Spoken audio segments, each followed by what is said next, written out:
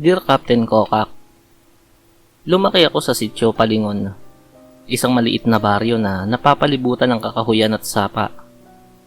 Doon nakatira ang albularyong si Mang Rodel. Kilala siya sa aming lugar bilang mabait, laging handang tumulong, at may kakaibang kaalaman sa mga halamang gamot at orasyon. Marami na siyang napagaling, mula sa simpleng sipon hanggang sa mga taong sinasapian daw. Isang gabi, biglang nilagnat at hindi na nagising ang pinsan kong si Lisa. Kahit anong gising namin, hindi siya tumatayo. Dinala namin siya kay Mang Rodel. Inihiga siya sa banig at nagsindi ng kandila si Mang Rodel habang binubulong ang kanyang mga orasyon.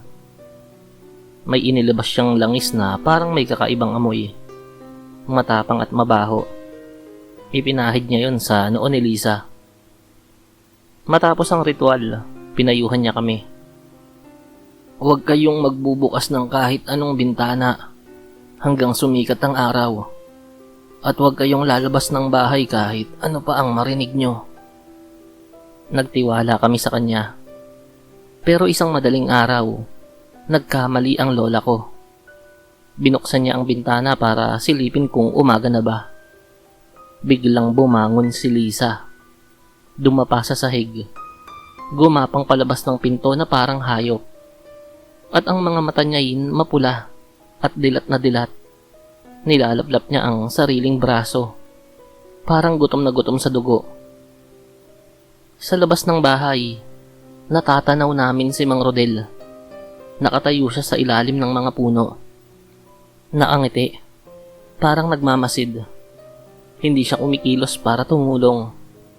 Para bang siya mismo ang dahilan ng nangyayari. Nang sumigaw kami at pilit na hinila pabalik si Lisa, nakalabas pa rin ito at biglang sumara ang bintana ng kusa. Mula noon, tuwing bilog ang buwan, naririnig namin ang tinig ni Lisa sa labas ng bahay. Kumakatok at tumatawag ng aming pangalan. Pakiramdam ko, hindi kami tinulungan ni Mang Rodel. Sa halip ay pinaglaruan niya kami. At si Lisa, baka hawak pa rin niya hanggang ngayon. Nakakatakot isipin na ang albularyo naming inaasahan ay siya pala ang tunay na halimaw.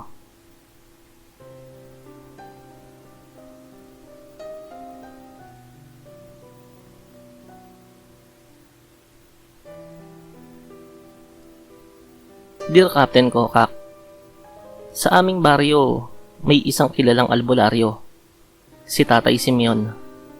Matanda na siya, mahigit 70 taong gulang at halos puro kulubot na ang balat. Pero malakas pa rin siya, lalo na tuwing nanggagamot. Ang kakaiba sa kanya, lagi siyang may daladalang mga bote ng langis. Iba't ibang kulay, may pula, dilaw at berde. Nang magkasakit ang kapatid kong si Miko, hindi makakain, hindi makalakad, at parang laging hinihila ng antok, dinala namin siya kay Tatay Simeon. Pinahiran niya ng langis ang katawan ni Miko habang nag-oorasyon. Nang matapos, bigla na lang bumangon si Miko. Parang walang nangyari. Gumaling siya agad. Pero kinagabihan, nagsimula ang kakaiba. Nagising ako sa iyak ni Miko. Sabi niya may nakadagan daw sa dibdib niya. Mabigat at hindi siya makahinga. Pagbukas ko ng ilaw, nakita ko ang kapatid kong nakapikit pero nakangiti. Parang wala sa sarili. At sa ibabaw niya, may nakadapang matandang babae. Payat na payat. Walang mukha. Sinubukan kong sigawan si tatay at nanay, pero bigla ring nawala ang babae. Ang natira na lang ay si Miko, nanginginig at umiiyak. Kinabukasan, bumalik kami kay Tatay Simeon. Tahimik siyang tumingin sa amin at tsaka nagsabi, "Huwag kayong mag-alala. Kaibigan ko ang nakita nyo. Nakatira siya sa botelya ng langis na ipinahid ko sa may sakit. Siya ang talagang humihigop ng sakit ng kapamilya nyo." Kinabukasan, nanumbalik ang sigla ng kapatid kong si Miko. Parang walang nangyari. Sadyang ang napakagaling ng kung anumang nasa botelya ni Tatay Simeon.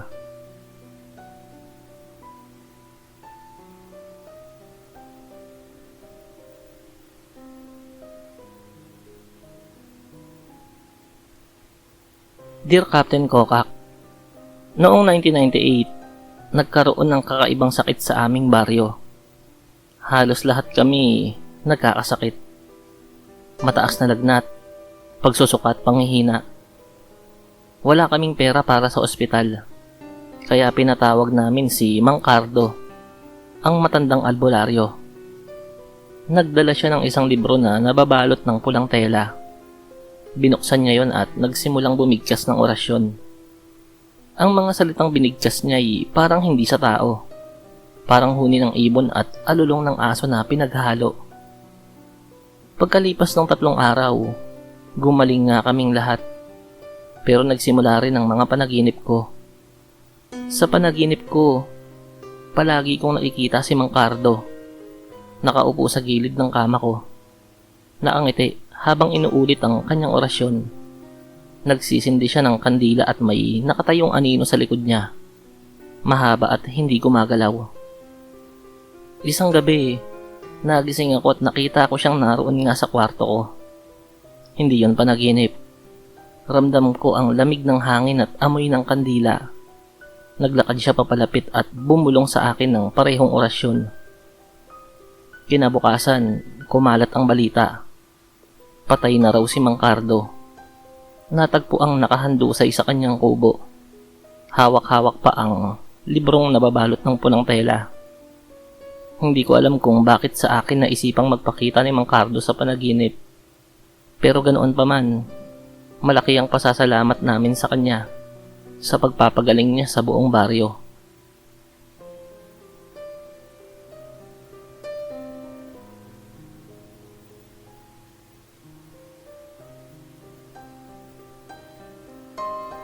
Dear Captain Kokak, may albularyo sa aming lugar, si Lola Feli.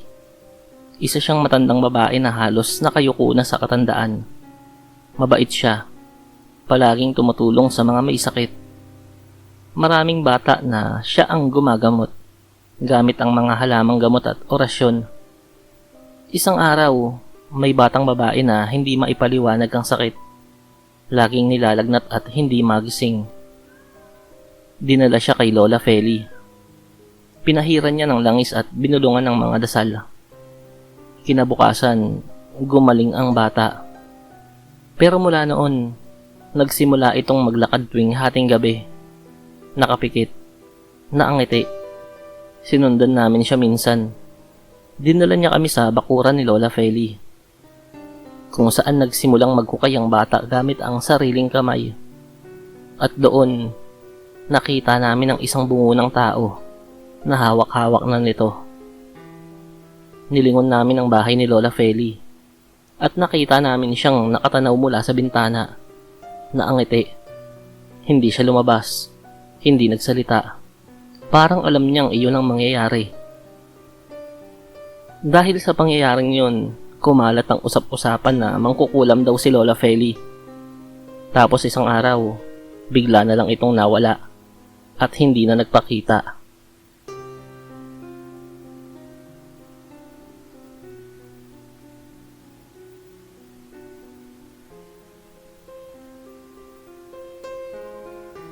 Dear Captain Kokak, noong nakaraang taon, nagkasakit ako na hindi maipaliwanag. Lagi akong sinisinok, hindi makahinga, at pakiramdam ko parang may nakabarang bato sa dibdib ko. Pinatawag namin si Mang Ador, isang albularyo mula sa kabilang bayan. Pinahiga niya ako at tinakpan ng puting tela. Habang nag-oorasyon, ramdam ko na parang may malamig na bagay na gumagapang sa loob ng tiyan ko. Maya-maya, isinubsob niya ang kanyang kamay sa aking sikmura. Hindi yun nagdulot ng sugat. Parang dumaan siya sa laman ko. At nang hugutin niya, may hawak siyang maliit na itim na bato na kumikibot-kibot pa. Pagkatapos ng ritual, gumaan ang pakiramdam ko. Pero bago siya umalis, sinabi niya, Hindi kita lubos na magagamot. Pinahiram lang kita ng oras. Hahabulin ka pa rin ng iyong sumpa. Mula noon, gabi-gabi, nagigising ako na may malamig na kamay na nakahawak sa leeg ko. Pag tumitingin ako sa salamin, may anino sa likod ko. Sa mukha ko, pero nakapikit ang mga mata. Isang araw ay bumalik si Mang Ador sa bahay. Sa pagkakataong yon, may dala siyang itim na pusa. Ibinalik niya sa akin yung itim na bato na nakuha niya sa tiyan ko. Tapos ay sinabihan niya akong isubo ko raw yun sa dala niyang pusa. Nang ginawa ko yun, ay biglang kinain ng pusa ang bato. At mabilis yung nilunon. Sabay tumalon ito sa bintana at umalis. Mula noon, ay nawala na rin ang gabi-gabing parang may humahawak sa leeg ko. At iba pang kababalaghang nararanasan ko. Maraming salamat sa panggagamot ni Mang Ador.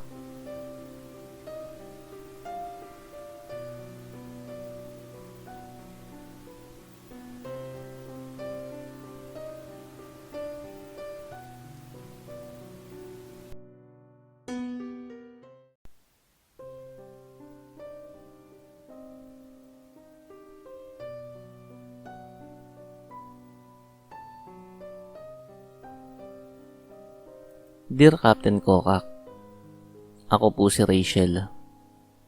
Lumaki sa lumang bahay ng lola ko sa San Pablo, Laguna. Isa po akong guro. Pero hanggang ngayon ay dala-dala ko pa rin ang alaala ng isang bagay sa bahay na yon, ang aparador ni lola. Itim yun, malaki, at may kakaibang nakaukit na mukha sa pinto. Mga mukhang tila umiiyak. Bawal po talaga yung buksan. Laging sinasabi ni lola, "Walang dapat sumilip dyan, iha." Minsang nawala siya sa bahay. Naglaba yata. Naiwang bukas ang pinto ng kwarto. Nasa loob ako noon. At tila may humihila sa atensyon ko. Nang silipin ko ang aparador, amoy inaamag na kahoy ang bumungad sa akin. Pero ang tumatak sa utak ko ay ang isang pares ng matang namumula na tila nakalutang sa kadiliman. Pumikit ako sa takot at nang dumilat ako, wala na yon. Simula noon, gabi-gabi kong naririnig ang tatlong katok mula sa aparador. Hindi ako makatulog. Sabi ni lola, "Dati, ang aparador na yan ay ginamit bilang lalagyan ng patay noong panahon ng gera. At hindi lahat ng kaluluwa ay nakatawid." Nang pumanaw si lola, ibinaon at sinunog ng mga tiyuhin ko ang aparador sa likod ng bahay. Akala ko tapos na. Pero kahit ngayon, paminsan-minsan, naririnig ko pa rin ang tatlong katok. Kahit sa bagong apartment ko rito sa Maynila.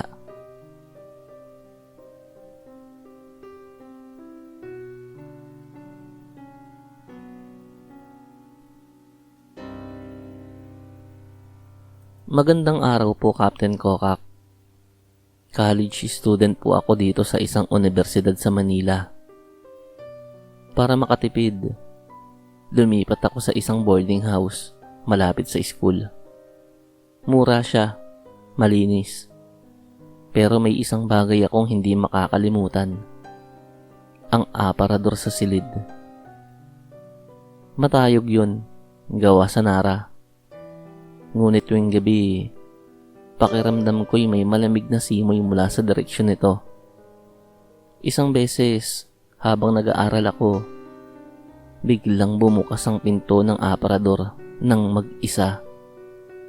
Akala ko may hangin, pero nang tumayo ako at sinarado yun, sinigurado kong isinara ko ito at nilagyan ng padlock.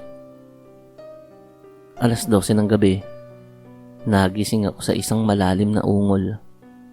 Nang tumingin ako sa aparador, gumagalaw yun Parang may kumakawala sa loob. Tinitigan ko habang nilalamig sa takot at biglang may kamay na lumabas. Kulay abo, mahaba ang kuko at parang butot balat. Napasigaw ako at dali-daling tumakbo palabas. Kinaumagahan, ibinahagi ko yun sa may-ari ng boarding house. Tahimik lang siya at sinabing, "Hindi ka pa natatapos sa SEM, gusto mo nang lumipat. Ganyan din ang mga nauna sa'yo." Yan kasi ang kwarto kung saan may estudyanteng nagpakamatay sa loob ng aparador eh. Umalis ako kinabukasan. Hindi ko na binalikan ang ibang mga gamit ko.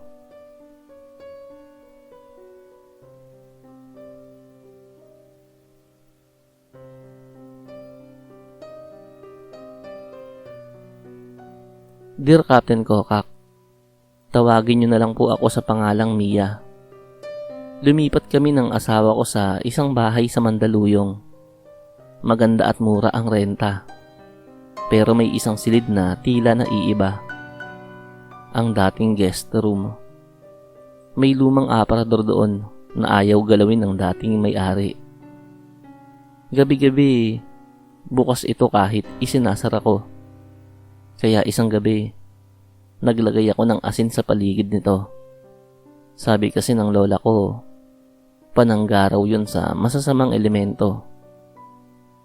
Sa sumunod na gabi, habang kami natutulog, may narinig akong pag-iyak ng bata. Bumangon ako, bitbit ang flashlight. Sa guest room, nakita kong bukas ang aparador. Tumigil ang iyak. Lumapit ako at biglang bumagsak ang pinto at may bumulong. "Huwag mo akong sarahan. Huwag mo akong iwan." Nanigas ako sa kinatatayuan ko. Bigla na lang akong napaiyak. Hindi ko alam kung bakit. Parang dinadaluyan ako ng lungkot na hindi ko maipaliwanag. Nalaman ko kalaunan mula sa barangay na dati palang may batang nawala. Sa bahay na yon, anak ng kasambahay. Ang huling beses na nakita siya ay sa harap ng aparador.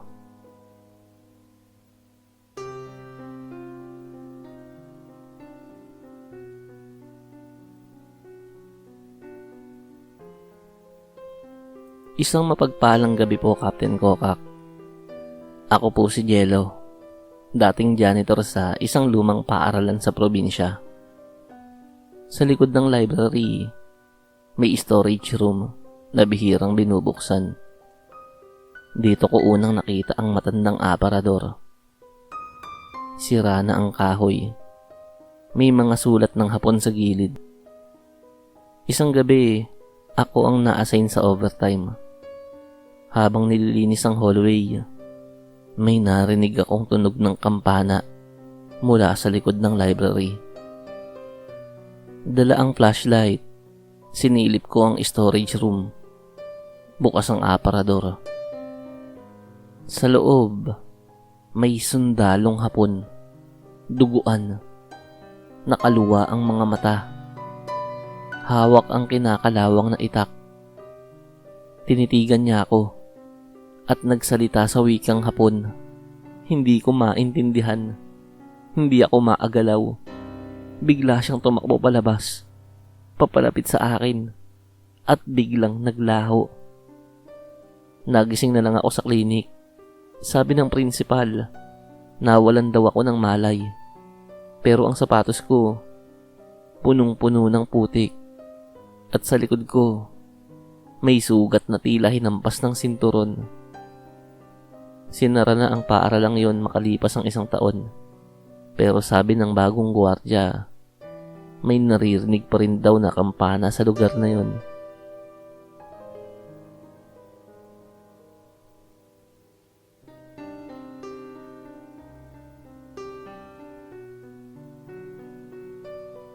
Dear Captain Kokak, nag-ipon ako ng ilang taon para makabili ng second-hand condo sa Makati. Maayos naman yun. Fully furnished pa.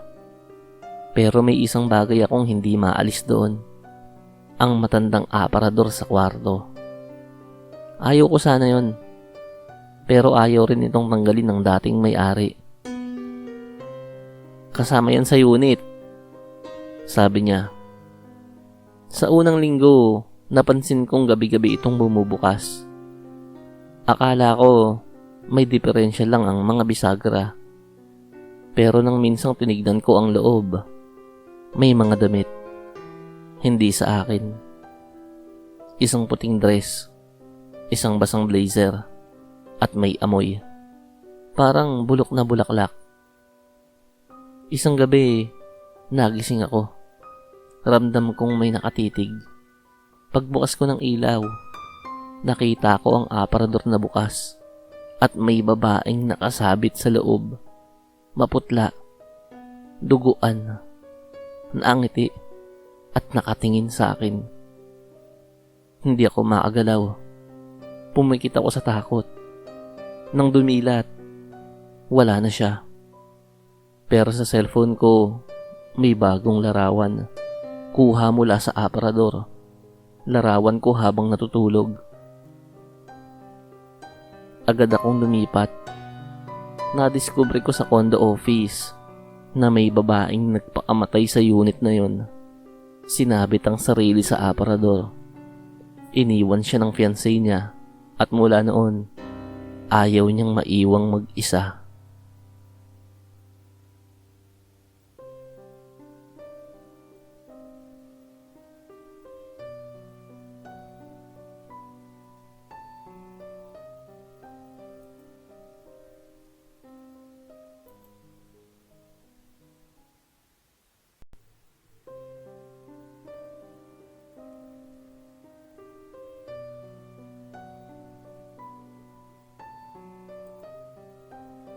Dear Captain Kokak, ako po si Marites, 34 years old.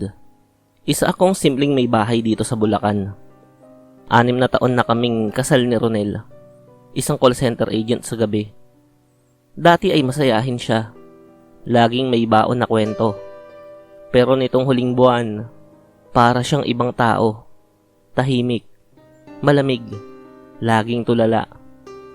Ang pinakakinakikilabutan ko ay ang salamin sa kwarto namin. Bago siya matulog, umuupo siya sa harap nun. Tila may kausap. Una ay akala ko'y nagpa-practice lang ng speech para sa trabaho niya. Pero minsan, gumising ako ng 2:00 ng madaling araw. Wala siya sa kama. Pagtingin ko, naroon siya sa harap ng salamin. Nakangiti at nakanganga. Pero hindi siya ang nakikita ko sa salamin. Ibang mukha, babaeng mahaba ang buhok, nangingitim ang mata. Si Ronel ay tulog sa kama, pero sa salamin, gising siya at yakap-yakap ang babae. Nang araw na yun, tinakpan ko ng kumot ang salamin. Pero kinagabihan, nawawala na ang kumot at sa salamin, may nakasulat gamit ang uling.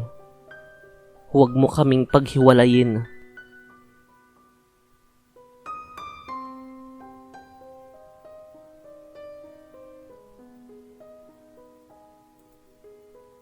Dear Captain Kokak, ako po si Carlos, 39 years old. 5 taon nang patay ang asawa kong si Lenlen. Sa kabila ng lahat, sinubukan kong bumangon para sa anak naming si Laika. Isang gabi, may kumatok sa pinto. Pagbukas ko, halos mawalan ako ng ulirat. Si Lenlen, walang pagbabago sa itsura, maliban sa maputla siya. Parang malamig na bangkay. Ako to, mahal ko. Bumalik na ako. Naniwala ako. Gusto ko siyang muling makasama. Sa una, naging masaya ulit kami. Naging buo ang pamilya. Pero napansin ko, hindi siya kumakain. Lagi lang siyang nakatingin kay Laika habang natutulog ito. Minsan, sumilip ako sa kwarto. Yakap ni Lenlen si Laika. Pero ang mata niya, Dilat na dilat at itim na. Wala yung puti. Nang makalapit ako, meron siyang ibinulong. Kukunin ko na lang siya, Carlos. Ako ang nanganak sa kanya eh. Ako ang may-ari. Noong sunod na araw, dumiretso ako sa simbahan. Sinabihan ako ng pare. Hindi yan ang asawa mo. Isa siyang nilalang na ayaw pang matahimik. Simula noon, hindi ko na siya nakita. Pero gabi-gabi, naaamoy ko ang pabango niya sa kwarto ni Laika.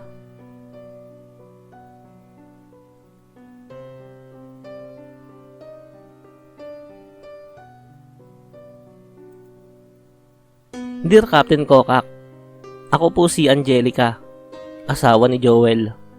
Mahal na mahal ko siya. Pero simula nang lumipat si Aling Doray sa tapat ng bahay namin, parang nanlamig sa akin ang mister ko. Laging nasa bahay ang matanda. Ang dating masayahing Joel, naging parang zombie. Tulala, hindi na ako nilalapitan. Isang araw, sinundan ko siya. Nakita ko siyang nakaupo sa bilog na may tsyok at kandila. Pinapainom ni Aling Doray ng itim na sabaw. Nagsuka siya ng buhok at kuko. At pagkatapos noon, ngumiti siya ng may kakaibang liwanag sa mga mata. Gabi-gabi, umuwi siya at pinipilit akong uminom ng kaping gawaraw niya. Hindi ko tinanggap. Pero isang gabi, pagising ko, may tali sa paa ko. At sa paanan ng kama, si Joel, hawak ang sabaw. Isang inom lang, mahal. Para mahalin mo ako habang buhay. Pilit akong tumakbo papalayo. Pero ang katawan ko, hindi ko na mapasunod.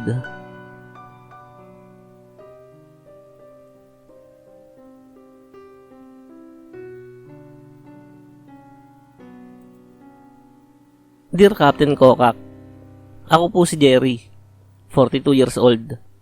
Asawa ko si Maylin, tahimik, maayos, laging nasa simbahan.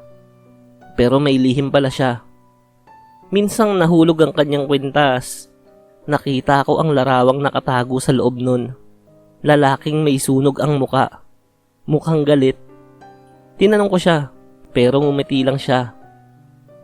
Noong dalaga pa ako, may taong nagmahal sa akin ng sobra.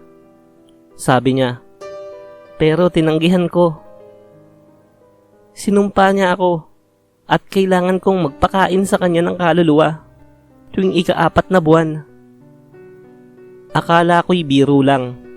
Hanggang isang gabi, habang natutulog ako, naramdaman kong may malamig na bagay sa dibdib ko. Dumilat ako. Nakasampa siya sa akin. Hawak ang kwintas. Umiiyak. Pasensya na, mahal. Ikaw ang kailangan niya ngayon. Nagising ako sa ospital. Ayon sa doktor, may nagbuhos ng asin sa buong katawan ko. Nailigtas daw ako ng anak kong si Mika at itinapon ng kwintas sa dagat. Pero si Maylin, nawala na lang.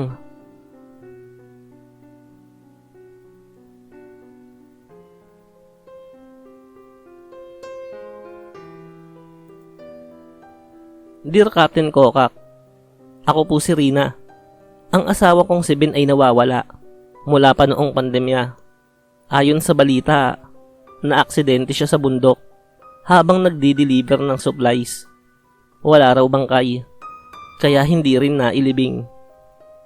Makalipas ang 2 taon, isang gabi, may kumatok sa pinto. Pagbukas ko, si Ben. Ngunit may amoy siyang parang nababad sa lupa at tubig.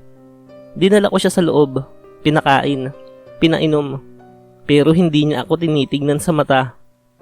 Kinabukasan, sinabi ko sa kanya, dadalaw muna tayo sa simbahan, Ben, ha? Bigla siyang sumigaw. Ayoko sa pare! Hindi ako makakalapit sa krus! Napaatras ako. Tumingin ako sa kanyang mga mata. Wala nang buhay. Wala na ang liwanag. Hinawakan niya ang tiyan ko at may ibinulong. May laman ka na.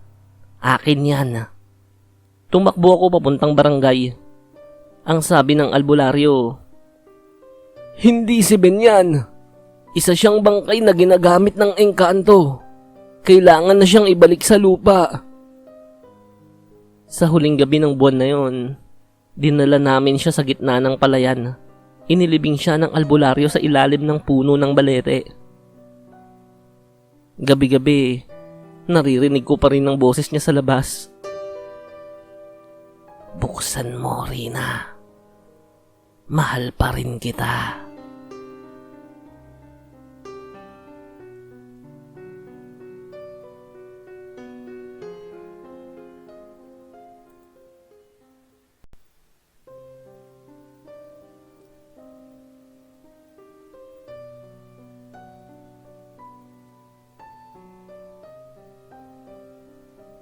Dear Captain Kokak, ako po si Jomar, tubong albay. Isa lang po akong simpleng estudyante at varsity sa basketball. Kaya halos gabi na ako palagi kung umuwi galing ensayo.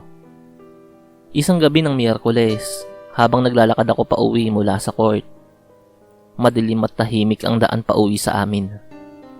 Tanging mga alitap-tap lang ang nagsisilbing liwanag sa aking daraanan. May parte ng daan na tabi ng sagingan. Dito na nagsimula ang kababalaghan.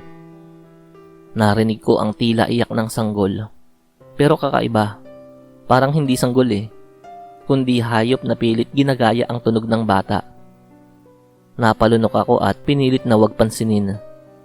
Ngunit habang naglalakad ako, biglang may mabigat na hangin ang dumaan. Tila may presensya sa likod ko. Pagtalikod ko, wala namang tao. Pero nang tumingin ako sa kaliwa, sa pagitan ng mga saging, may nakita akong nilalang na nakaupo sa lupa. Parang nakatuwad nga yun Kinakain ng isang manok na buhay pa. Ang tunog ng pagpunit ng laman at sabay ng paghigop ng dugo ay hindi ko makakalimutan. Mabagal kong binunot ang aking rosaryo at pinamulisa habang palihim na umaatras. Nang mapansin ako ng nilalang, tumingin ito. Itim ang balat, mahaba ang dila, at matulis ang mga ngipin. Nang umiti yun, parang gusto na nitong lumundag papunta sa akin. Mabilis akong tumakbo pa uwi. Hindi na ako lumingon. Pagdating ko sa bahay, sinabihan ko agad si nanay. Kinabukasan, 3 manok namin ang nawala. Ang natagpuan na lang ay mga balahibo sa lupa at bakas ng matulis na kuko sa kulungan ng mga manok. Simula noon, tuwing 12:00 ng gabi, may umiiyak pa rin sa likod ng bahay namin. Walang sanggol sa amin, walang buntis, pero ang iyak ay paulit-ulit. Tila may inaasam na laman loob.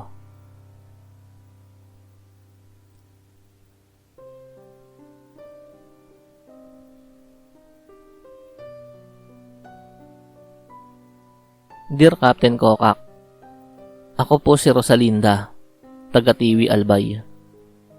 Ang kwento ko ay tungkol sa panganay kong anak na si Karen, na buntis noon sa kanyang panganay. Nasa ika-4 na buwan na siya ng kanyang pagbubuntis nang magsimulang may mangyari sa amin na hindi namin maipaliwanag. Gabi-gabi, 10:00 ng gabi, may naririnig kaming tik sa aming bubungan. Noong una, akala namin ay daga o pusa lang. Pero hindi normal ang tunog. Minsan mabagal. Minsan mabilis. Parang may umaakyat, bumababa. Isang gabi, nasobrahan na ako ng kaba. Hinintay ko ang tunog na yun. Pagdating ng 11:00, narinig ko na naman yun. Dahan-dahan akong sumilip sa bintana. May nakita akong anino sa ibabaw ng bubong. Parang babae. Nakaupo. Nakaputi pero mahaba ang buhok hanggang lupa. Nang lumiwanag dahil sa kidlat, tumambad ang kanyang muka. Hindi yun tao. Pula ang mga mata. Baliktad ang paa, na parang nakasampa sa mga balikat niya. at ang dila ay nakalaylay pababa. Sinusundot ang bubong.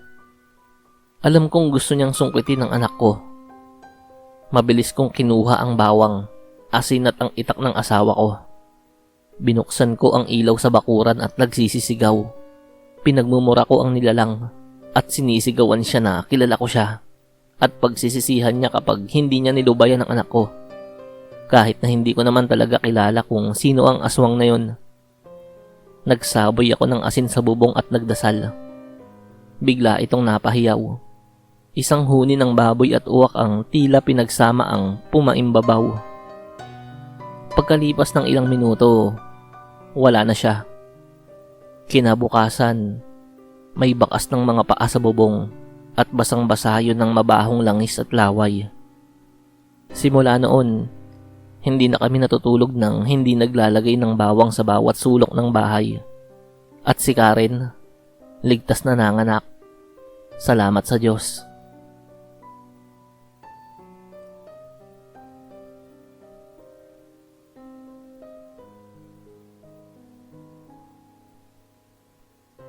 Magandang gabi po, Captain Kokak. Ako po ay guro sa elementarya, dito sa Bulusan, Sorsogon. Taon-taon ay may field trip kami sa Balete Eco Park. Isang taon, may nangyaring hindi ko makakalimutan. Isa sa mga estudyante ko, si Marlon, 10 taong gulang, ay nawala matapos ang tanghalian. Natagpuan namin siya sa ilalim ng punong balete. Tila tulala. Nang tanungin ko kung anong nangyari, umiyak siya at nagsabing may batang babae raw na umiiyak sa ilalim ng puno. Nilapitan daw niya to, nakaputi, walang sapatos, at may mahahabang kuko. Nang tanungin niya kung okay lang to, ngumiti lang raw ang bata at itinuro ang langit. Nang tumingin siya pataas, may nakita siyang pakpak na parang sa paniki. Pagtingin niya muli sa bata, nawala na raw yun. Kinagabihan, nilagnat si Marlon. Hindi siya magising. Ang mga mata niya ay kumikilos sa ilalim ng talukap at paulit-ulit siyang nagsasabing, "Huwag mo kong isama. Huwag mo kong isama." Tinawag namin ang albularyo. Ayon sa kanya, muntik nang mahila ang kaluluwa ng bata sa mundo ng mga nilalang sa balete. Mga aswang na may lahing engkanto na nagpapanggap na bata para akitin ng mga inosente. Matapos ang ilang dasal at pagpapaligo ng halamang gamot, bumalik sa ulirat si Marlon. Pero mula noon, ayaw na niyang dumaan sa may balete. Sabi niya, nandun pa rin daw ang bata at nakangiti sa kanya.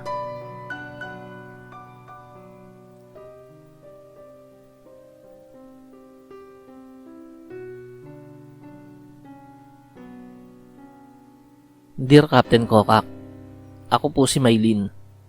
Noong masira ang bahay namin sa Tabaco dahil sa bagyong Rolly, pansamantala kaming tumira sa kubo ng aking lola. Isang gabi, habang malakas ang ulan at ang mga batay tulog na, narinig naming mag-asawa ang kaluskos sa itaas ng bubong. Akala ng mister ko ay mga sangalang o hayop, pero habang lumalalim ang gabi, palakas ng palakas ang tunog. Tila ba may gumagapang sa bubong paikot-ikot. Nagsindi kami ng kandila dahil nawala ng kuryente. Maya-maya, biglang bumukas ang pinto. Hindi to bumukas ng normal. Parang sinipa. Pero walang tao sa labas. Bigla na lang may aninong dumaan. Mabagal ang hakbang. Babae na mahaba ang buhok. Pero ang liig niya'y parang may maluwag na goma. Habang tumatagal, humahaba at parang sinusundan ng kandila. Nang tumingin ako, nakita ko ang mga mata niya. Pulang-pula at ang bibig may ngipin na matutulis. Mabilis kong sinabuyan ng asin yun. Napasigaw siya. Isang halinghing ng hayop ang narinig ko. Nagsara bigla ang pinto. at lumamig ang paligid. Kinabukasan, wala na ang bakas niya. Pero ang mga manok sa likod bahay namin, patay na at wala nang lamang loob. Hanggang ngayon, nagsisindi pa rin ako ng kandila at nagsasabit ng bawang. Natatakot kasi ako na baka bumalik siya.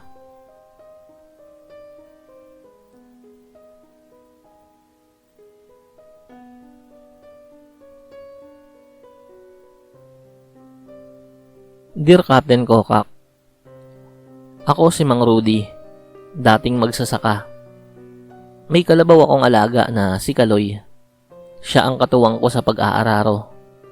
Pero isang araw, pagmulat ko, wala na si Kaloy. Hinanap ko siya sa mga palayan, sa likod ng bundok, hanggang sa nakita ko ang bakas ng kanyang paa, na tila hinila papasok sa masukal na gubat. Sumunod ako.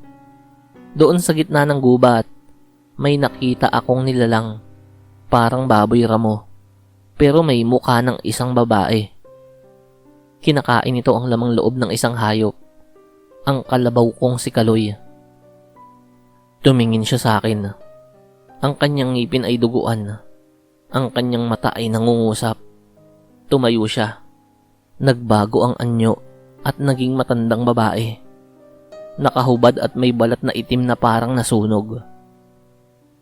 Hindi mo mababawi sa akin ang pagkain ko. Tumakbo ko pa uwi. Kinabukasan, natagpuan ang kalabaw ko sa may ilog. Walang bituka, walang mata, at ang mga manok, pusa at kambing ng mga kapitbahay, lahat ay nawawala na.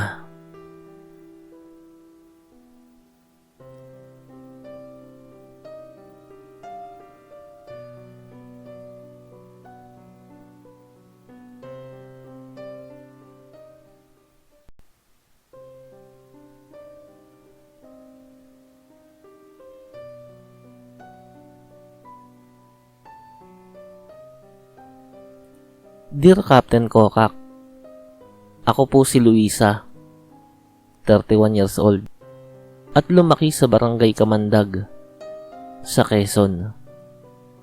Mula pagkabata, may takot na ako kay Aling Dita, ang matandang nakatira sa katabing bahay namin. Tahimik siya at bihirang lumabas. Pero kung makatitig ay parang hinuhukay ang kaluluwa mo. Luma na ang bahay niya. Gawa yun sa kahoy. Amakan naman ang pader.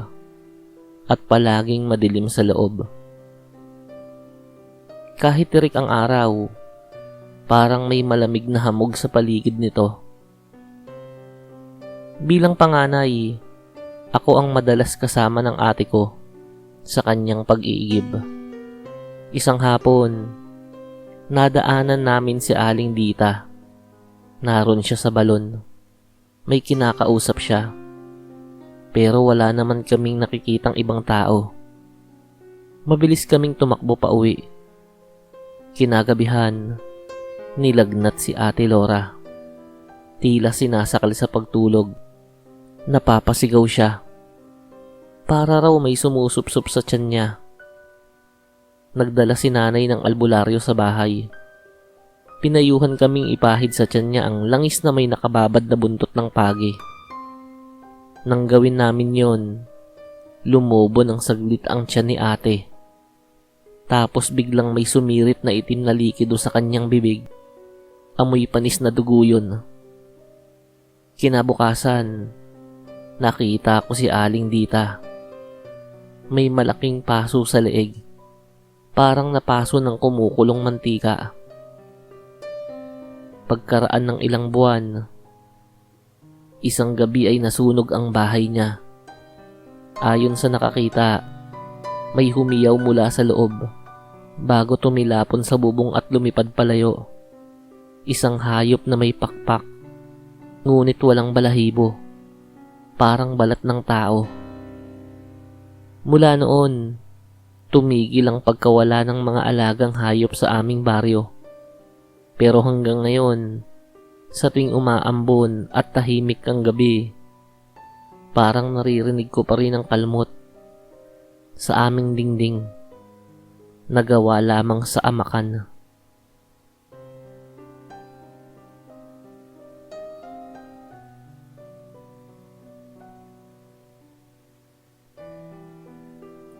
Dear Captain Kokak, ako po si Eric, guro sa isang pampublikong paaralan sa bundok ng Masbate. Sa tuwing kabilugan ng buwan, pinapaalala ng mga matatanda na dapat ay wala na kami sa kalsada pagsapit ng 8 ng gabi. Meron daw kasing bisita, ang laging paalala nila. Nung una, akala ko'y mga pamahiin lamang yon. Pero isang gabi, naiwan ako sa eskwelahan para tapusin ang mga test papers. Bigla akong nakarinig ng huni ng ibon na hindi ko mawari. Parang uwak pero mas malalim ang tunog. Sumabay ang malalim na hakbang at kaluskos sa likod ng paaralan. Dahan-dahan akong sumilip mula sa bintana. Sa ilalim ng buwan, may nakita akong nilalang.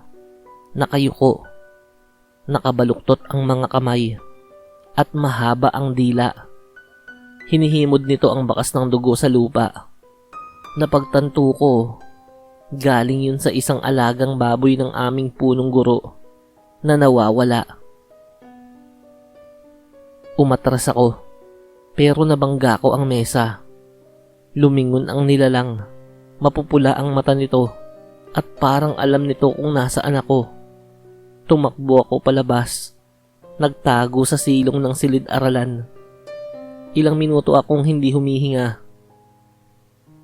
Kinabukasan, isa sa mga estudyante ko, si Jessa, ay hindi na pumasok. Nang puntahan ng tanod ang bahay nila, wala na silang lamang loob. Pati gamit, naiwang wasak. May bakas ng dugo sa papag at kalmot sa kisame. Simula noon, tuwing kabilugan ng buwan, sinisigurado kong sarado ang lahat ng bintana bago ako matulog.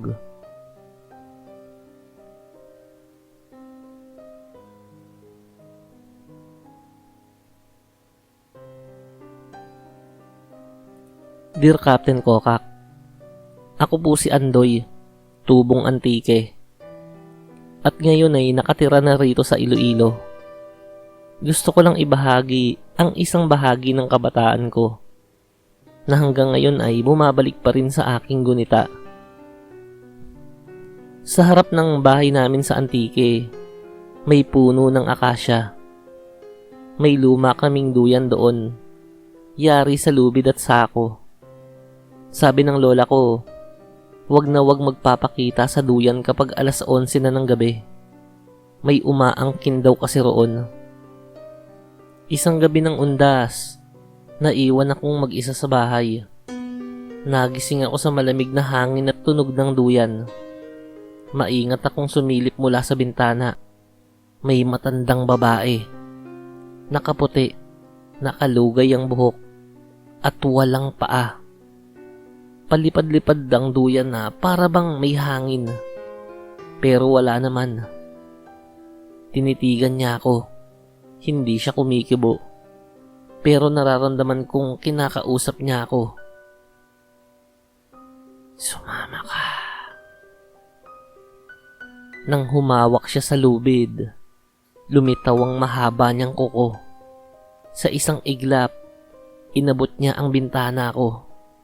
Nasa second floor ako nun. Humampas ang dila niya sa salamin. Nag-iwan ng bakas. Kinabukasan, sunod-sunod ang pagkamatay ng mga alagang manok ng mga kapitbahay. Wala nang laman ng tiyan. Nang subukan ng barangay na putulin ang puno, isa-isang nanghina ang mga pumutol. Yung isa, nagsisisigaw ng patawad bago mawala ng malay. Kaya hinayaan na lamang sa pagkakatayo ang punong yon. At ang duyan, gumagalaw pa rin kahit walang hangin.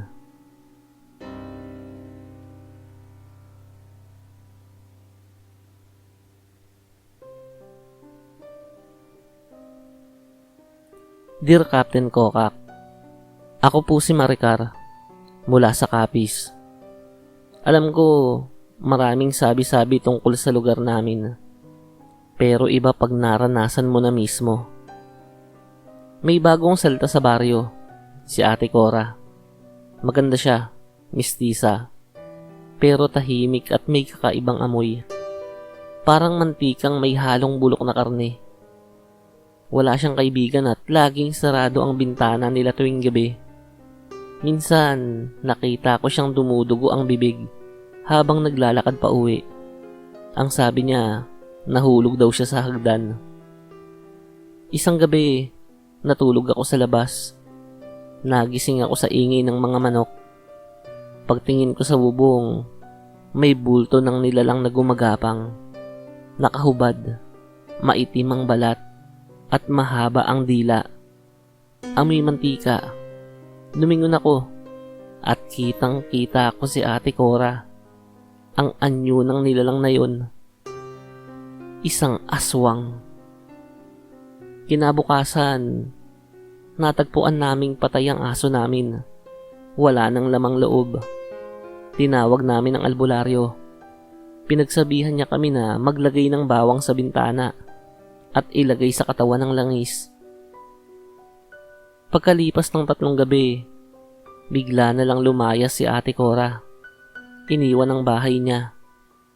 Sa loob, nakita ng mga tanod ang lalagyan ng dugo, buhok ng bata, at balat ng mga hayop.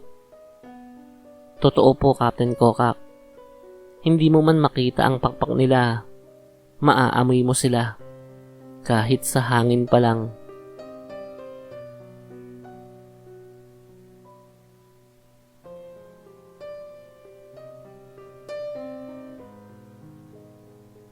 Dear Captain Kokak, ako si Basilio, 64 years old, dating mangingisda sa Samar. Taong 1974, sunod-sunod ang pagkawala ng mga bata sa amin. Walang bakas ng pagdukot, pero may natagpo ang bangkay sa ilog. Puti na ang mga mata, at wala ng lamang loob. Pinagbintangan si Mang Kiko, ang matandang tahimik na naninirahan sa looban. Wala siyang pamilya, at may kakaibang ritual tuwing gabi. Laging may apoy sa ilalim ng kanyang bahay, kahit 10 oras na ng gabi. Nang pasukin siya ng mga kalalakihan, wala siya roon. Pero may nakita silang bote ng dugo, balat ng hayop, at mga panaksak na may simbolo. Nang gabi ring yun, may sumigaw sa labas ng simbahan. Nakita raw si Mang Kiko, nakasabit sa puno ng santol, nakahubad, at may mga pakpak. Hinuli siya ng mga tao, at sinunog. Pero bago siya mamatay, meron siyang isinigaw. Hindi pa raw tapos.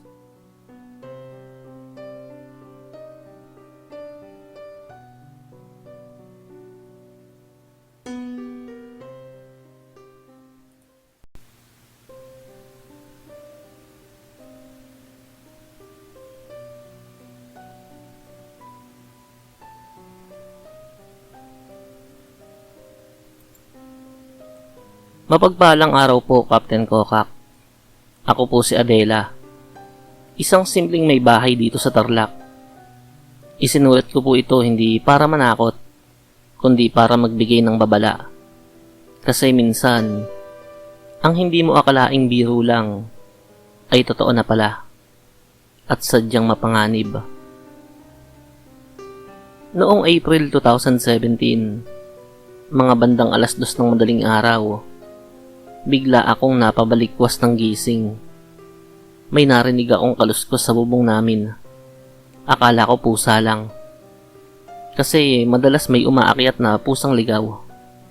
Pero iba ang tunog ngayon. May tila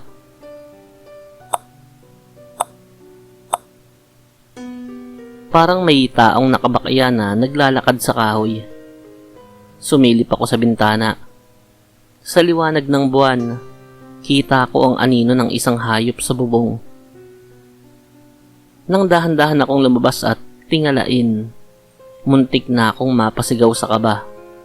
Isang itim na baboy ang naroon. Malaki yun, mataba.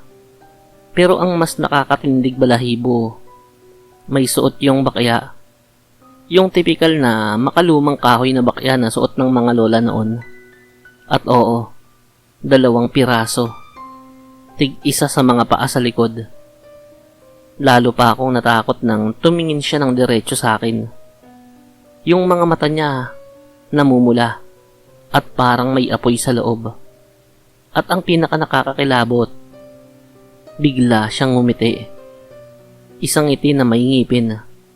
Hindi parang sa baboy. Parang ngiti ng matandang tao. Pang-tao ang mangingipin niya. Tapos nabubulok pa yon. Mabilis akong umatras at isinara ang bintana. Pumasok ako sa silid. Kinuha ko ang rosaryo sa ilalim ng unan at paulit-ulit na nagdasal.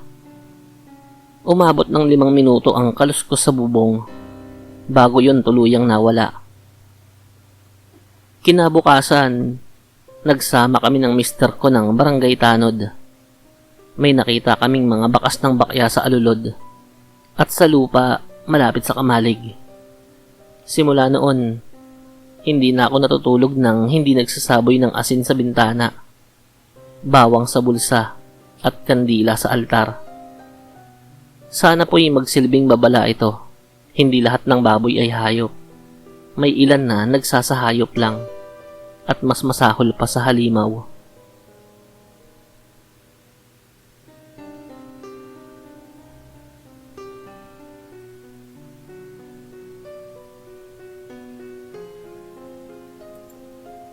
Dear Captain Kokak, ako po si Benito, tubong kapis, at gusto kong ibahagi ang hindi ko malilimutang karanasan noong ako'y nasa 40 anyos pa lang. Isang gabi ng tag-ulan, pauwi ako galing sa bungan. Medyo lasing pero alam pa ang daan pauwi. May dala akong panalo, isang manok na panabong. Habang naglalakad ako sa putikang daan, ramdam kong may sumusunod. Hindi yun hayop na karaniwan. Malalakas ang tunog ng bawat yapak. At tila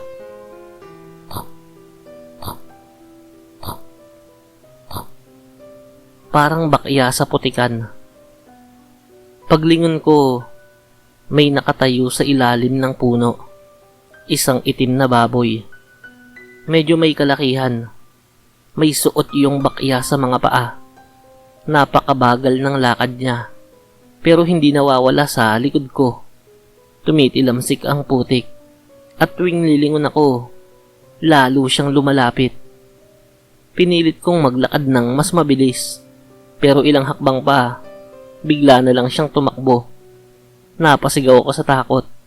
Tumakbo ng hindi lumilingon.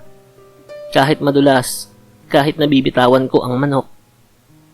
Pagdating sa bahay, sumigaw ako ng aswang. Agad kaming nagsindi ng insenso, nagsaboy ng asin, at tinawag ang matandang albularyo sa kabilang baryo. Nang dasalan ng paligid, sabi niya, "May nakasunod sa'yo, matandang babae, nabihasang magpalit ng anyo." Pagbalik namin kinabukasan, nakita ko ang mga bakas ng bakya mula sa kalsada hanggang sa mismong bakuran namin. Hindi ako lumabas ng bahay ng 1 linggo. Simula noon, kahit gaano kalapit, hindi ko na pinipiling maglakad pa uwi ng mag-isa.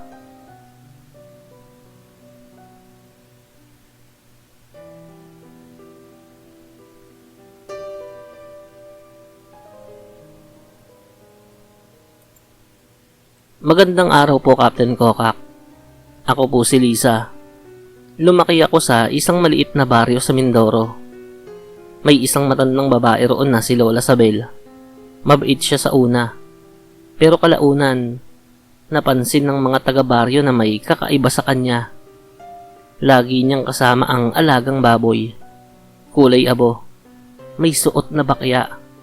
At nakabuntot sa kanya kahit saan. Isang araw, Naglaho ang isang sanggol na 2 linggong gulang mula sa isang kubo malapit sa ilog. Nagsagawa ng search party hanggang sa may isa sa mga lalaki ang sumigaw. May bakas dito! Hindi lang basta bakas. Bakas ng bakya. Kasing laki ng suot ng baboy ni Lola Sabel. Sinundan nila ito hanggang sa masukal na bahagi ng kagubatan. At doon, nakita nila ang sanggol. Nakabalot sa dahon ng saging. Nanginginig, puno ng laway sa katawan. Walang ibang hayop o tao, pero may kakaibang amoy sa paligid. Amoy maasim at bulok na karne.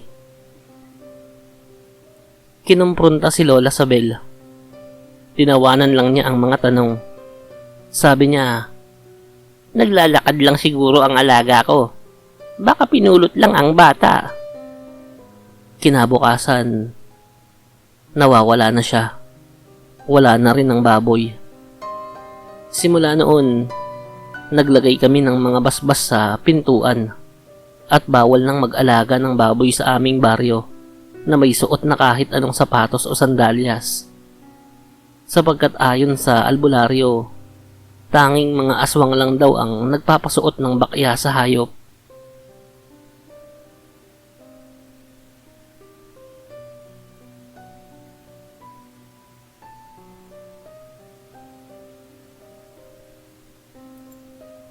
Dear Captain Kokak, ako po si Ramil at lumaki ako sa isang probinsya sa Davao kung saan ang mga bahay ay yari sa kawayan at nakataas mula sa lupa.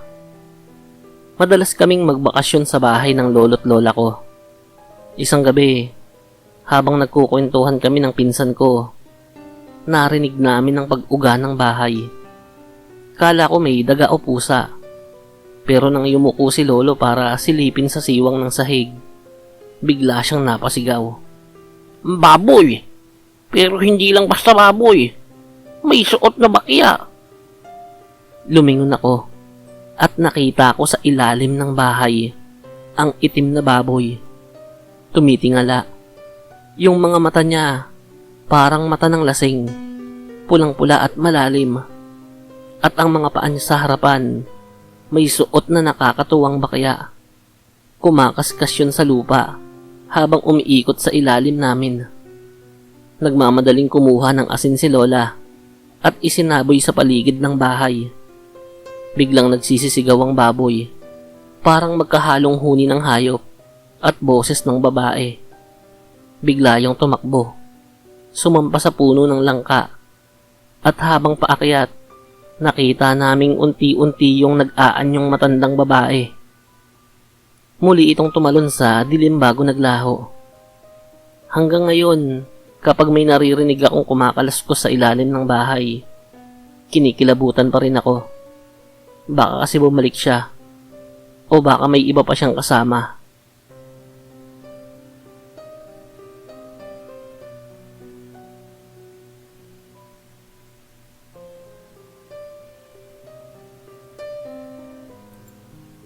Magandang araw po sa inyo, Captain Kokak. Ako po si Carla, isang estudyante dito sa Batangas. Gusto ko pong ibahagi ang nangyari sa amin noong araw ng mga patay. 2 taon na ang nakararaan. Habang nasa sementeryo kami, nag-aalay ng kandila sa puntod ng lola ko, may biglang lumabas mula sa likod ng mga nitso. Isang itim na baboy. Mukhang maamo, pero may suot na puting bakya. Akala ng iba, alaga ng kung sinong bisita. Pero parang may sariling mundo yun. Lumapit siya sa puntod ni Lola at biglang umupo sa harap.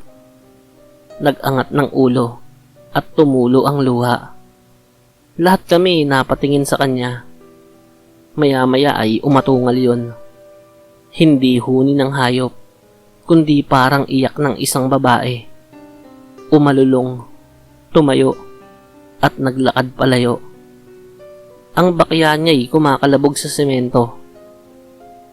May isang matanda sa sementeryo ang nagsabi, "Aswang yan. Kaibigan ng lola mo dati. Tinulungan niya. Dumalaw siguro para muling magpasalamat.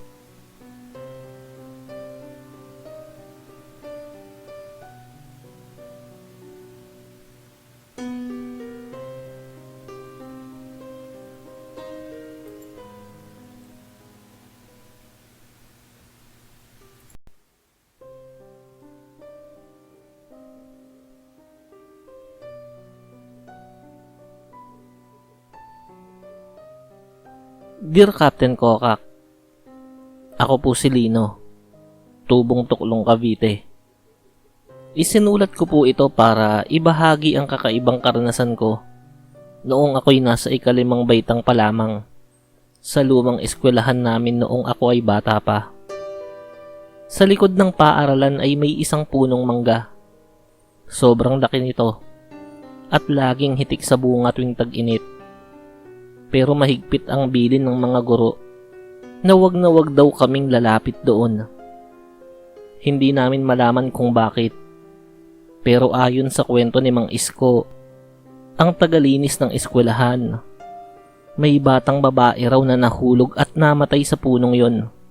Mga 5 taon na ang nakararaan. Simula raw noon ay nagpaparamdam na raw yon. Pero syempre, bata pa ako noon. At matapang pa kunyari. Kaya isang hapon ng Mayo, habang tanghali ang tapat at wala ang mga guro, sumama ako kina Rohel at Marco para manguha ng mangga.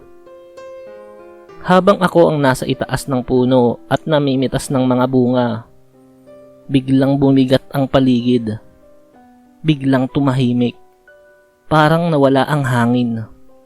Pagtingin ko sa kabila ng sanga, may batang babae, duguan ng ulo, naka-uniforme at nakatingin sa akin.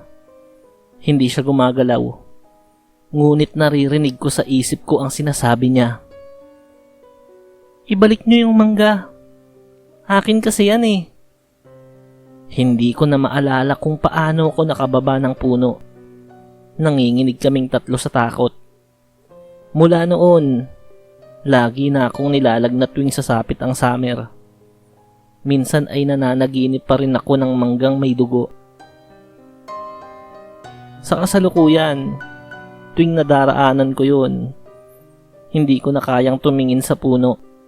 Natatakot pa rin kasi ako, kahit matanda na ako.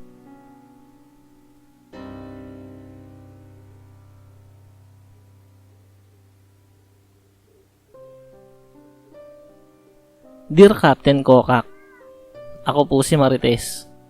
Taga-Tuklong pa rin po hanggang ngayon. Noong 1993, may matandang babae rito na kilala bilang si Aling Lagring. Laging may kasamang itim na askal na halos hindi umiimik. Tahimik din si Aling Lagring pero kilabot siya ng mga batang pasaway. Kasi raw, kapag niloko siya ng isang bata, kinabukasan ay nilalagnat yun. At parang nasasaniban. Minsan, ang asawa kong si Romy ay naghatid ng taho sa may waiting shed. Sa kanyang pagbabalik, maputla na ang mukha niya. Nakita raw kasi niya si Aling Lagring na umiikot sa ilalim ng punong mangga. May hawak daw na kandila at binubulungan ng aso. Ang mas nakakatindig balahibo, hindi naglalakad ang aso. Lumulutang lang. Kinabukasan, tumigil sa pagtahol ang lahat ng aso sa aming lugar. At pagkalipas ng ilang linggo, si Aling Lagring ay hindi na nakita pa. Sabi ng mga matatanda, kinuha na raw siya ng mga kasama niya. Hanggang ngayon, kahit bakante na ang bahay niya, may naririnig pa ring tumatahol tuwing hating gabi.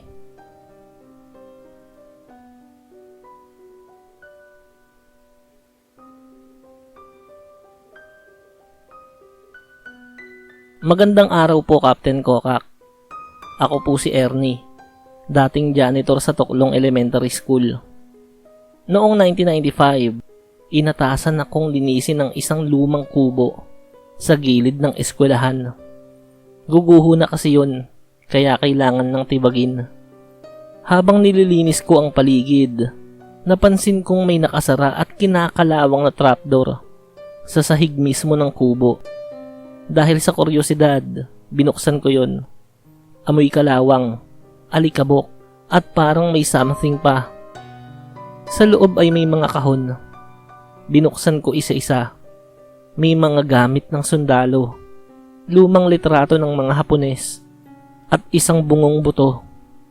Sa sobrang takot ko, isinara ko yun agad at tinawag si Kapitan Romano. Ngunit pagdating ng mga tanod, wala na ang mga kahon, wala na ang bungo, para bang hindi ko nakita ang nakita ko. Simula noon, palagi akong nakakaramdam ng bigat sa dibdib. At tuwing gabi, may yabag ng bota na parang nagmamarcha sa loob ng eskwelahan. Hindi na itinayong muli ang kubo pagkatapos tibagin. Sa ngayon, ay talahiban na lang ang bahaging iyon ng eskwelahan, kung saan dating nakatirik ang kubo, na nagparanas sa akin ng kakaibang takot.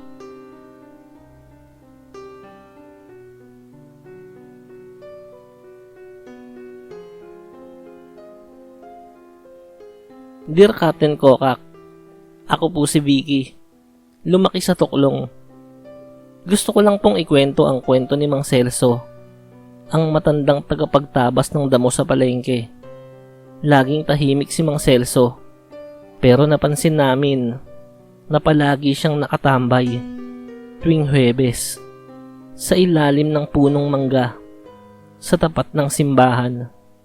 Nakikipag-usap siya pero wala namang kausap. Nung unay iniisip naming nasisiraan na siya ng bait. Pero nang dumating ang isang matandang babae mula sa Maynila, nalaman naming may dating kasintahan pala to noong panahon ng gyera. Naghihintayan daw sila tuwing Huwebes sa punong yon. Ngunit nang dumating ang gyera, nawala ang babae at akala niya'y patay na. Ngunit kay Mang Celso, buhay pa rin ito, kahit bilang alaala na lang. Kahit na hindi na bumalik ang babae, hindi siya nagbago. Hanggang sa isang Huwebes, buwan ng Hulyo, natagpo ang patay si Mang Celso sa ilalim ng punong mangga. May hawak na lumang larawan ng babae.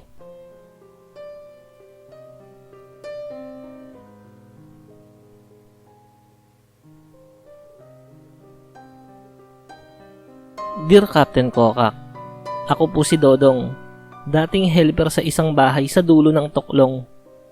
Noong 1999, may lumipat na bagong pamilya sa lumang bahay ni Aling Nena.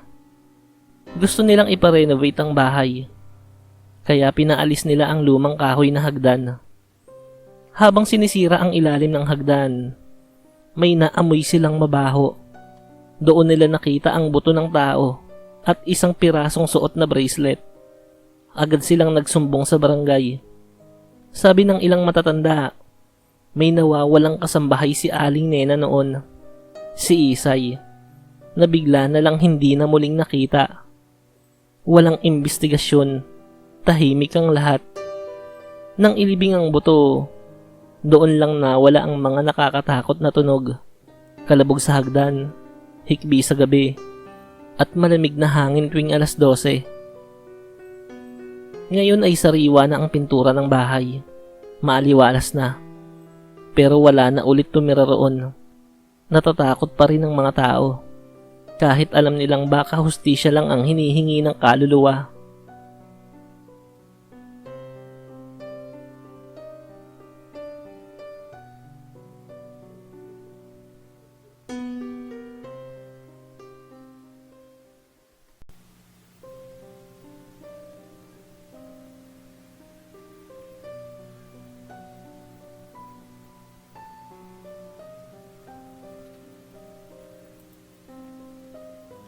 Magandang gabi po, Captain Kokak.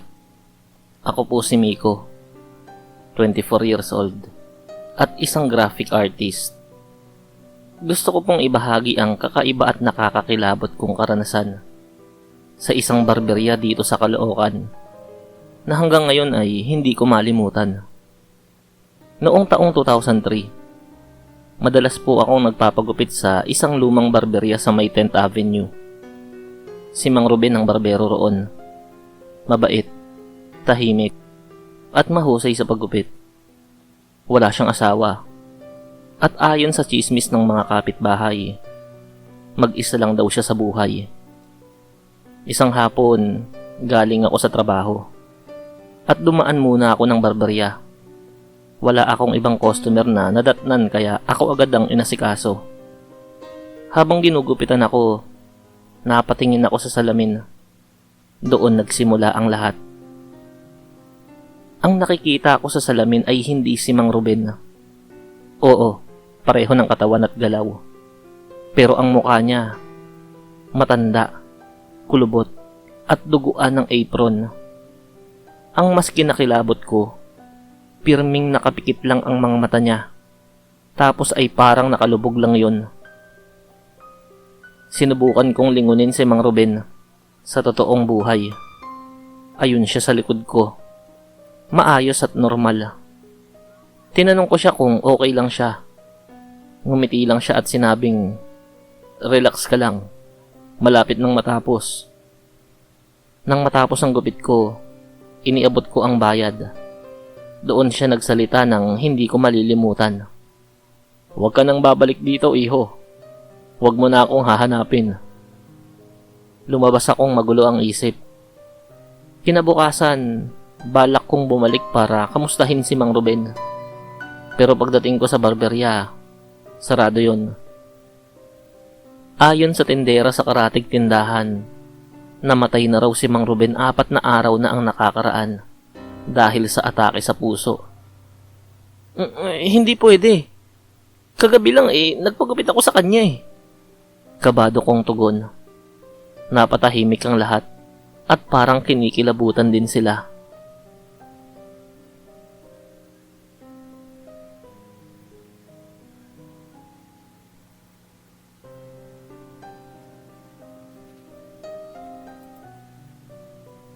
Dear Captain Kokak, gusto ko pong ibahagi ang isang karanasang nagpabaliktad ng sikmura ko dahil sa takot.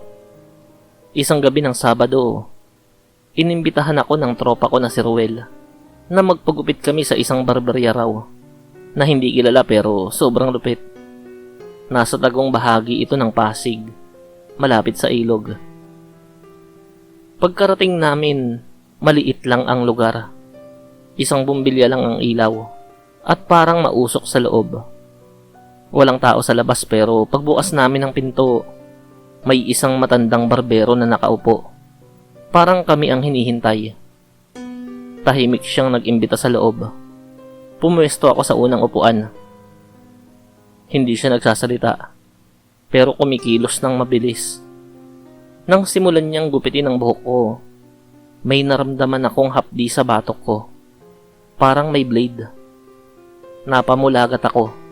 Ang buhok ko ay hindi lang ginugupit, kundi para bang kinakayas na ang anit ko ng patalim. Nang tignan ko sa salamin, hindi barbero ang nasa likod ko. Isa siyang itim na nilalang na merong sungay at pulang mga mata. Ang hawak niya ay gunting na duguan. Bigla akong tumayo at tumakbo palabas. Pero ang paligid ng barberya ay parang umiikot. Umiilaw ang bumbilya na parang sirang ilaw sa horror movie. Nakabukas ang pinto pero hindi ako makalabas. Nanghihina ako. Dumilim ang paningin ko. Pagmulat ko, nasa labas na ako. Si Ruel, nawawala. Isinumbong ko yun sa barangay. Pero nang balikan namin ang lugar, walang barberya. Luma na lang na abandonadong bahay ang naroon. Ayon sa mga matatanda, may barbero raw na nagpakamatay doon dahil nabaliw matapos mamatay ang pamilya niya sa sunog. Baka raw gusto pa rin itong manggupit hanggang ngayon.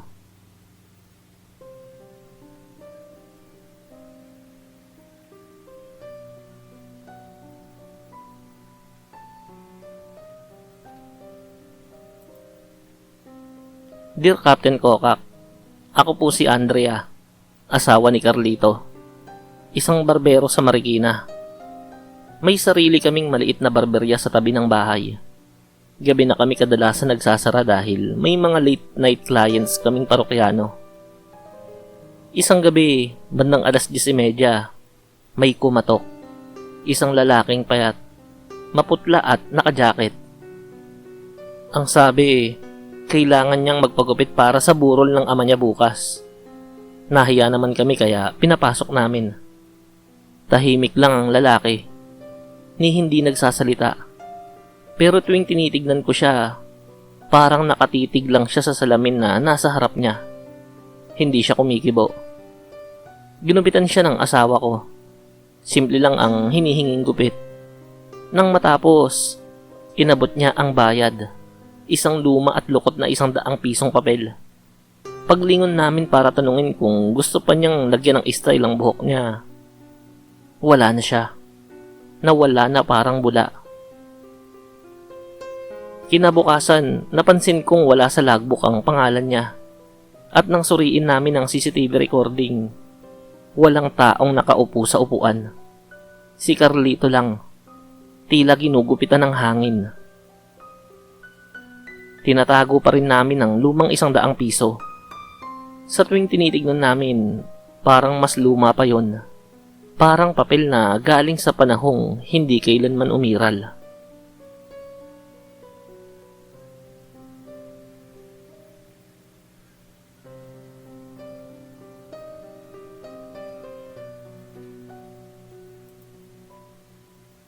Dear Captain Kokak, ako po ay barbero sa isang lumang barberya sa Laguna na minana ko pa sa tatay ko. Sa totoo lang, mas gusto ko sanang magsara tuwing undas, pero may mga nagpapaguwit pa rin kasi kahit ganoong araw. Noong November 1 ng isang taon, may mga dumating na 3 lalaking tahimik lang. Umupo lang sila, sabay-sabay. Magkakasunod silang nagpagupit. Mapuputla sila at parang luma ang mga suot. Parang pangsundalong Hapon. Ginugupitan ko na sila, pero tuwing titignan ko ang buhok, walang nalalaglag. Tuwing titingin ako sa salamin, nakikita ko ang liig nilang may hiwa. Hindi sila umiimik. Wala ring tunog ang gunting. Nang matapos ang huling lalaki, sabay-sabay silang tumayo at lumabas. Hindi sila nagbayad. Sinundan ko sila sa labas pero bigla na lang silang nawala. Sabi ng lolo ko, noong panahon ng gyera, ginawang pansamantalang punerarya ang barberya. Dito raw nililinis ang bangkay ng mga sundalo bago ilibing. Simula noon, tuwing undas, nagsisindi ako ng kandila sa harap ng barberya at isinasara ko ito sa oras na madilim na.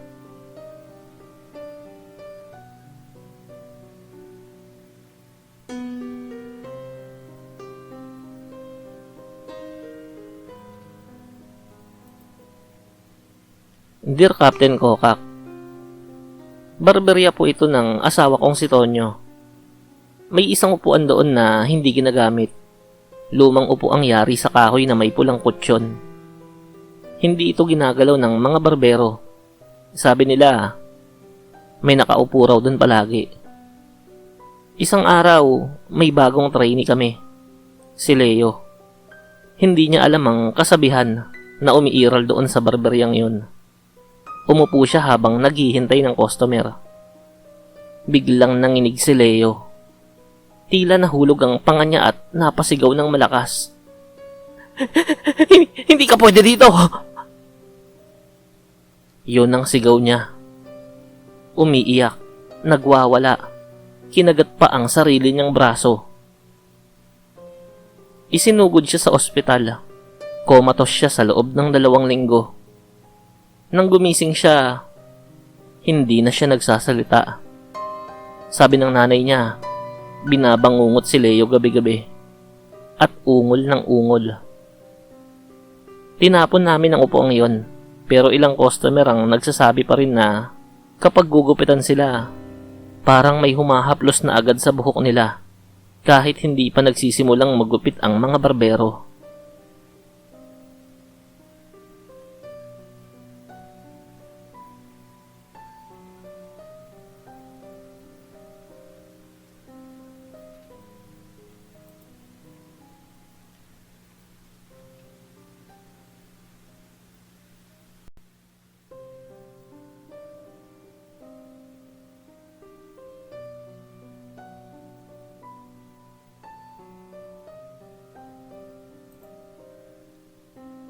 Dear Captain Kokak, ako po si Aling Minda, tindera ng bigas at asukal sa palengke ng San Felipe. Mahigit 20 taon na akong nagtitinda. Sanay na ako sa usok ng isda, amoy ng baboy, at ingay ng bentahan. Pero may isang insidenteng hanggang ngayon ay hindi ko malimutan. Isang Huwebes ng umaga, habang nag-aayos ako ng paninda, may lumapit sa aking isang matandang babae. Maputla siya, puti ang buhok, at nakasuot ng itim na saya. Tahimik siyang tumitig sa akin, bago mahina at paus na bumulong. Kalahating kilo lang ng bigas, iha. Binigyan ko siya ng bigas gamit ang aking lumang timbangan. Habang tinatakal ko ang bigas, napansin kong nanginginig ang kanyang kamay habang inaabot ang bayad. Nang tinanggap ko, naramdaman kong parang yelo sa lamig ang kanyang balat. Lumingon siya sa akin at sinabing, "Huwag mo kong dadayain." Nagulat ako. Hindi po. Eksakto po yan." Sagot ko. Ngumiti siya. Mapait. "Tignan natin." Pagkatapos ng araw na yon, unti-unting nasira ang negosyo ko. Araw-araw, may uod ang mga bigas. Kahit bagong stock lang ang mga yon. Pati asukal, tinutubuan na parang amag. Nawalan ako ng mga suki. Lugi ako ng halos 3 linggo. Hindi ko na alam ang gagawin. Isang gabi, habang inaayos ko ang mga sako, narinig ko ang kalansing ng timbangan. Kahit wala namang bumibili. Paglingon ko, para akong pinanlamigan. Naroon ang matandang babae. Nakatayo sa sulok ng pwesto ko. Naangiti. Nang magdilim ang ilaw, nawala siya. Pero sa ibabaw ng lamesa, may kalahating kilong bigas na kulay itim. Pumunta ako sa isang matandang albularyo sa kabilang bayan. Ang sabi niya, "May sumpa ang timbangan mo. Galing yan sa isang patay na tindera na mahilig mangdaya noong nabubuhay pa." Dahil doon ay tinapon ko ang timbangan sa ilog. At mula noon, bumalik na sa ayos ang paninda ko.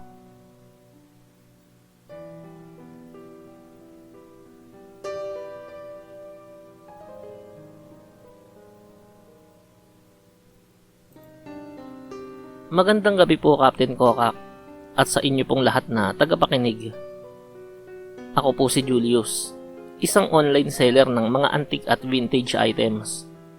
Mahilig akong bumili sa mga ukay-ukay, lumang bodega, at minsan pati estate sales ng mga namatay. Hanggang sa may isang bagay na muntik nang maging dahilan ng kapahamakan ko dahil sa pagbenta ko. Isang Sabado ng hapon, may lalaking nagbenta ng lumang relo sa akin sa isang tiyanggi sa Bulacan. Ginto ang gilid at may kakaibang ukit. Lucio 1908. Matibay pa at gumagana. Binili ko agad. Nilinis ko ito at kinuhanan ng litrato para ibenta online. Ilang oras lang, may nag-message na babae. Ang pangalan ay Amara. Gusto raw niyang bilhin at makipagkita ng personal. Sa isang fast food sa Cubao, nagkita kami. Tahimik lang siya. Puti ang damit. Malamig ang kamay. Parang hindi humihinga. Nang iniabot ko ang relos, ngumiti siya at sinabing, "Matagal ko nang hinahanap to." Kinagabihan, nakatanggap ako ng message sa app. "Bakit mo binenta?" Galing sa account ni Amara. Pero wala na raw itong user. Nagtataka ako. Kinabukasan, 3 buyer ko ang biglang nag-cancel ng order.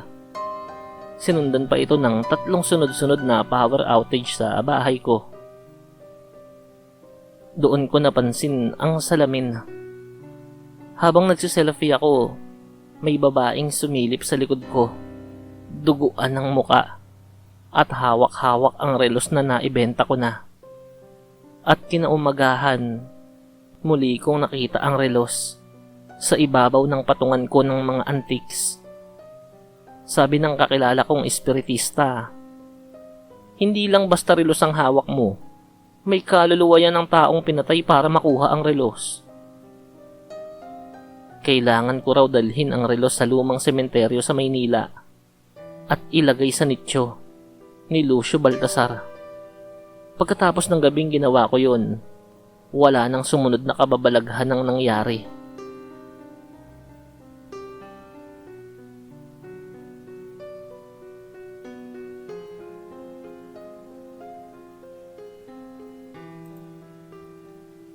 Hi po, Captain Kokak.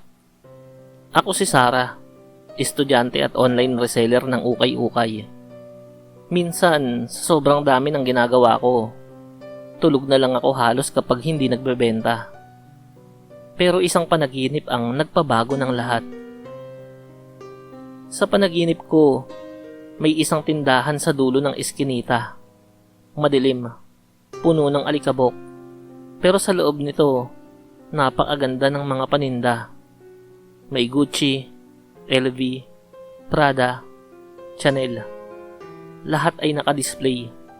Kumikislap sa liwanag ng gasera. May matandang babae sa likod ng counter. Libre lahat yan. Aniya, basta ibenta mo lang. Wag mong isusuot. Paggising ko, may Louis Vuitton na bag sa tabi ng kama ko. Tunay, nabenta ko agad online. Tuwing gabi, bumabalik ako sa panaginip na tindahan. Laging may bagong gamit. Laging libre at laging may babala na wag mong isuot. Pero minsang gabi, tinesting ko ang isang belt na Hermes. Sa salamin, nakita ko ang sarili kong may sugat sa leeg. Pagtingin ko sa katawan ko, pagkagising, may marka ng sinturon, pulang-pula, para akong sinakal. Sunod-sunod ang kababalaghan. May buyer na biglang nawawala matapos bumili. May isa pa na nakita sa news, patay sa loob ng kwarto. Yakap ang binili niyang jacket mula sa akin. Nang minsang malita ko ng tulog, tuloy-tuloy ang panaginip ko. Nahulog ako sa likod ng tindahan. Sa ilalim, may hukay. Sa loob ng hukay, may mga bangkay. At suot nila ang mga binenta kong gamit. Nagsindi ako ng kandila. Lahat ng gamit, sinunog ko. Pero isang linggo lang, may package na dumating. Walang sender. Pagbukas ko, naroon ang original kong Louis Vuitton. At sa loob, merong sulat. Huli ka na. Hindi ito tindahan. Ito ay libingan.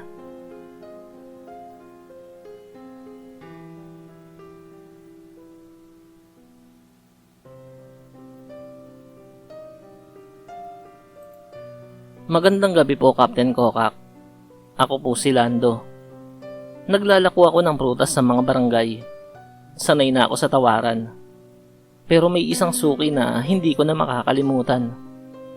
Matanda siya, malaki ang sombrero, at palaging tumatawad ng sobra. Tipong 70 pesos ang mangga, pero 20 pesos lang daw ang kaya niya. Lagi ko pa siyang binibigyan. Pero minsan, naubusan na ako ng pasensya. Pasensya na po, mahal po ang kuha ko ngayon eh.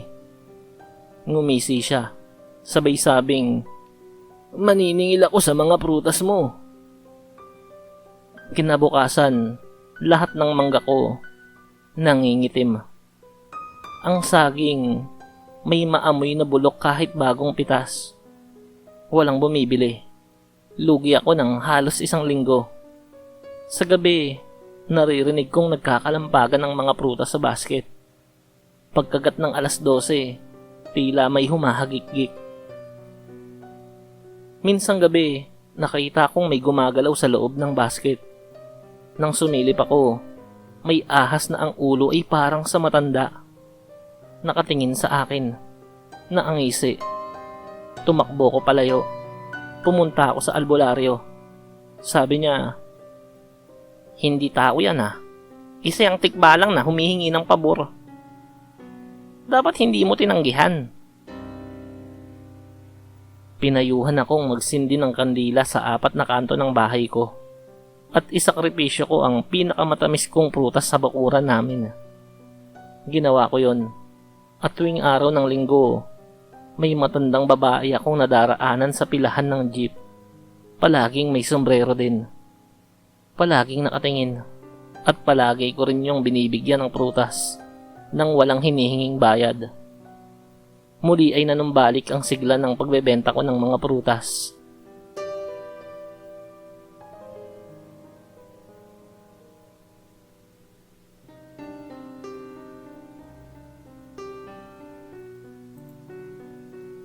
Dear Captain Kokak, ako po si Ivy, sales lady sa toy section ng isang mall sa Ortigas.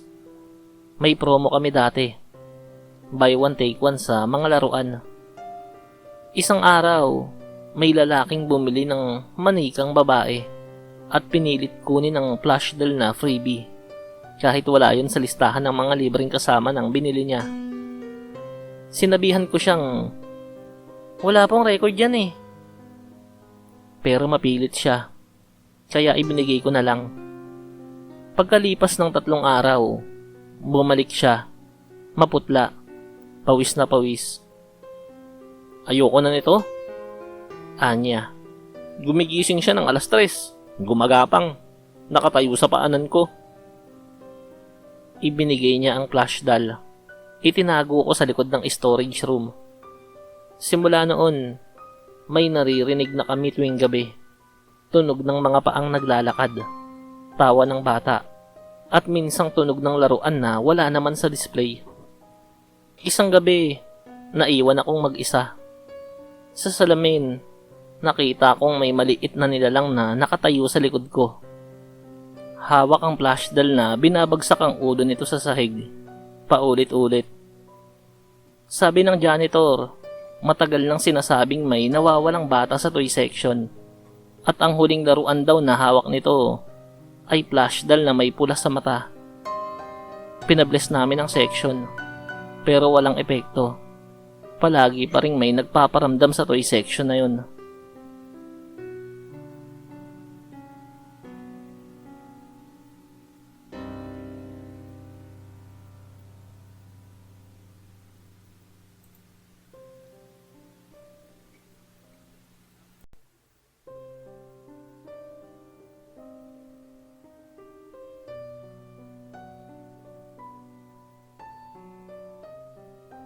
Dear Captain Kokak, ako po si Rika, panganay na apo ni Lola Tasing. Noong nabubuhay pa siya, kilala siyang mananahi sa aming baryo. Pero bukod sa galing niyang manahi, may mga bali-balita ring may alam siya sa kulam at sa lihim na dasal na panggagamot at panira ng sumpa. Nang pumanaw siya, ako ang pinagbilinan ng kanyang baul. Lumang kahon na yari sa nara at may ukit na hindi ko maintindihan. Sabi ni Mama, wag ko raw itong buksan, pero hindi ko na rin napigilan ang sarili ko. Sa loob ng baul ay may mga lumang damit at isang pulang bestida ang agad na bumihag sa atensyon ko. Ang ganda ng tahi, parang hindi ito gawa sa panahon ngayon. Parang bago kahit halatang dekada na ang tanda. Minsan, isinukat ko yun.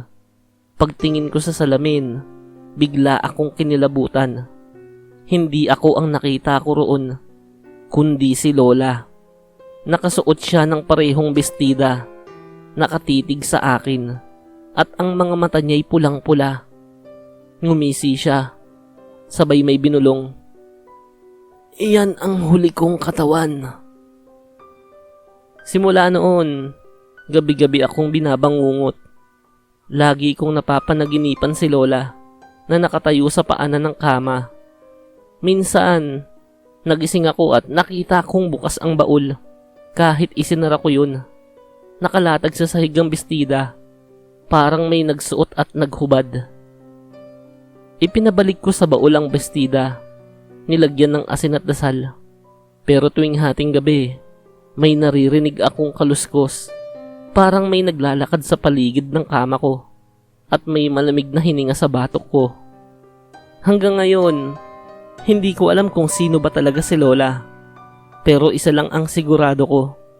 Ayaw niyang ipasuot sa iba ang bestidang yun. Dahil yun ang kanyang huling pag-aari na naiwan sa mundo.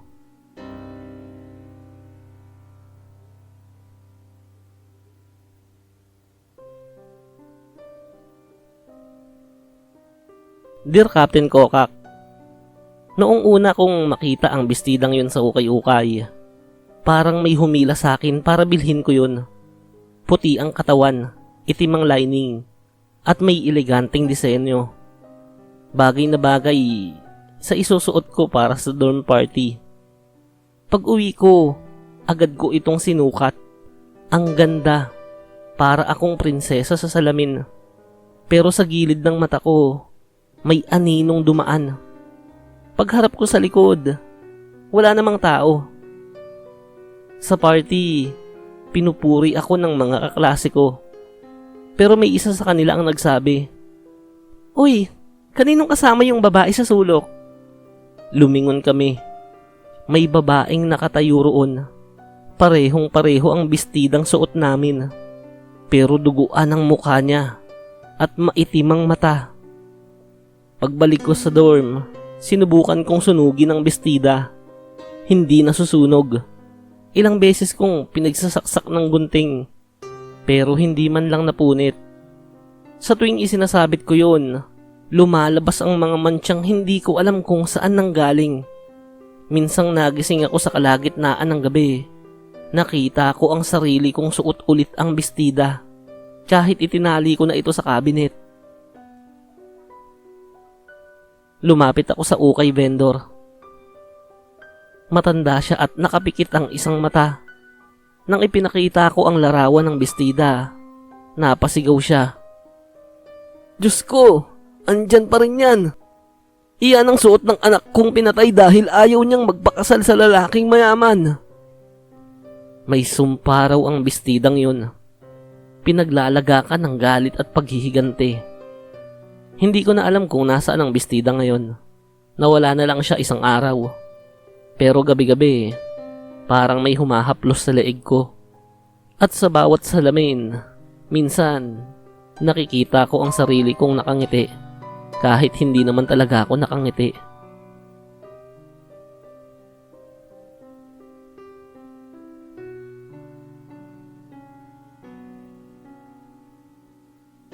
Dear Captain Kokak, bilang wedding coordinator, maraming kakaibang bagay na akong nasaksihan. Pero ang pinakakakaiba ay noong kasal ni Nadina at Arman. Isang araw bago ang kasal, nag-back out ang isa sa mga abay. Nag-aalangan na kami. Pero biglang may babaeng lumapit habang nagsusukat kami ng gown. Mahinhin, payat, at nakasuot ng itim. "Ako na lang po ang papalit," sabi niya. Nagulat kami pero dahil kumpleto na siya sa suot at tila handa naman, pinayagan na namin.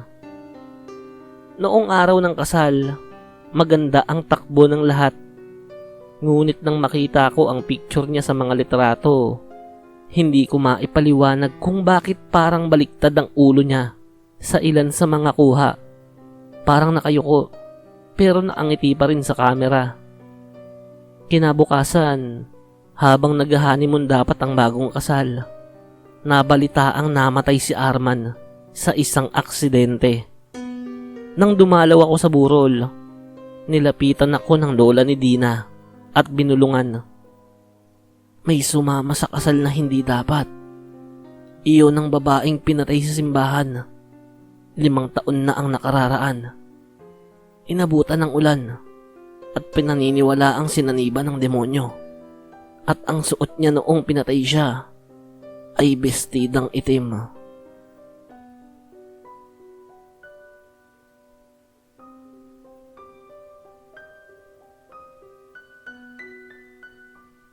Dear Captain Kokak, Lumipat ako sa isang lumang apartment sa Baguio. Tahimik at mura. Pero may kakaiba sa unit ko. Sa likod ng pintuan ng banyo ay may nakasabit na puting bestida.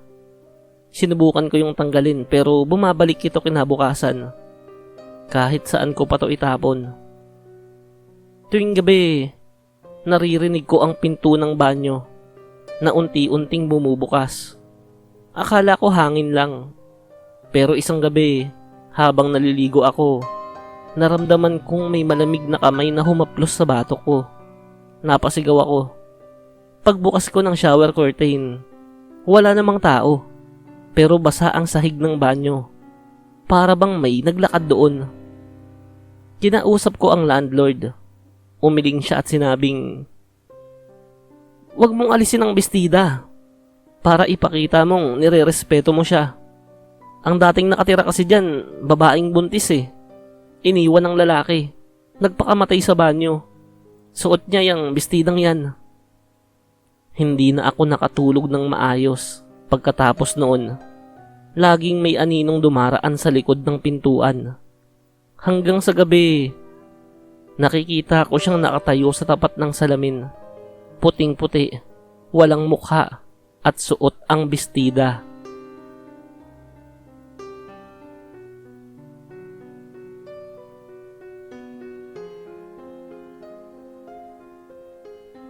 Dear Captain Kokak, ang pamangking kong si Lisa ay masayahing bata. 6 na taong gulang. Pero lahat ay nagbago nang makita ko siyang nakasuot ng bestidang hindi ko alam kung saan galing. "Bigay ng ate ko," sabi niya. Pero wala naman talaga siyang ate.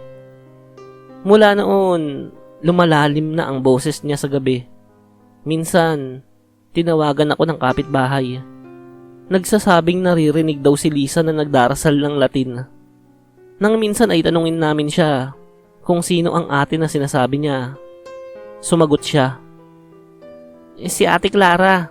Siya ang dating anak ng nanay mo na hindi niya ipinanganak. Siya ang pinaglihi sa bestida." Kinilabutan ako. Hindi pa ako buhay noong mga panahong yun. Pero nang tanungin ko si Mama, bigla siyang umiyak. Aminado siyang minsang nagpalaglag ng anak at isinilid ang ginamit niyang bestida sa loob ng punso bilang alay.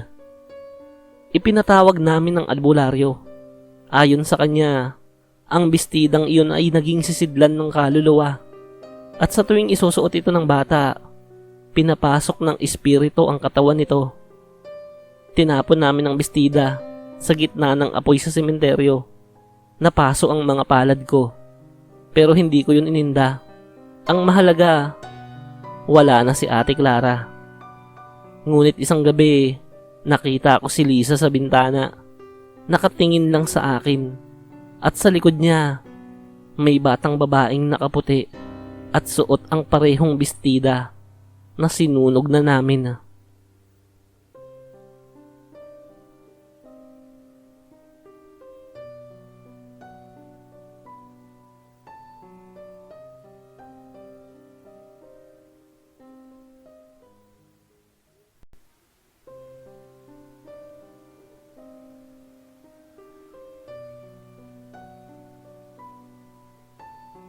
Dear Captain Kokak, ako po si Laika, isang janitress sa isang lumang opisina sa Makati.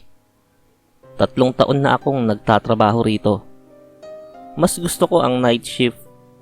Tahimik, walang istorbo. Pero may kapalit pala ang katahimikan. Yun ay ang matinding takot. Isang Sabado ng hating gabi, ako lang ang naka-duty.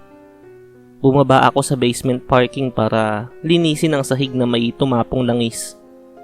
Habang nagwawalis, naramdaman kong parang may malamig na hangin na dumaan sa batok ko. Hindi ko yun pinansin. Pero maya-maya lang, may narinig akong mga yabag. Tunog ng paang naglalakad. Tumingin ako sa paligid. Wala naman akong kasama. Lumingon ako sa may poste ng ilaw. At doon ko siya nakita. Isang batang lalaki. Nakatayo lang siya sa tabi ng poste. Nakaputing damit. Pero wala siyang muka. Wala siyang mata, ilong at bibig. Parang maputla ang kulay ng kanyang balat. Parang nanigas ang katawan ko. Hindi ako makagalaw. Nang pumikit ako at muling dumilat, wala na siya. Pero ang mas nakapagpakilabot sa akin, may naiwan siyang maliit na patak ng dugo sa may sahig kung saan siya kanina nakatayo. Kinabukasan, tinanong ko ang mga maintenance. Isa sa kanila ang biglang natahimik. Sabi niya, ilang taon na ang nakaraan. May batang nadamay sa pagbagsak ng service elevator doon mismo sa basement. Hindi raw nakita agad ang katawan. Ilang araw bago nahanap sa likod ng mga nakaparadang sasakyan. Durog na ang mukha, kaya hindi na makilala. At simula noon, sa tuwing alas 12 ng gabi, may nagpaparamdam na bata sa basement. Gusto raw nitong maglaro, o baka gusto nitong may makasama na sa dilim. Hindi na po ako bumababa mag-isa. At kung minsan, kahit hindi ako sa basement naka-duty, pakiramdam ko, sinusundan ako ng kanyang mga yapak.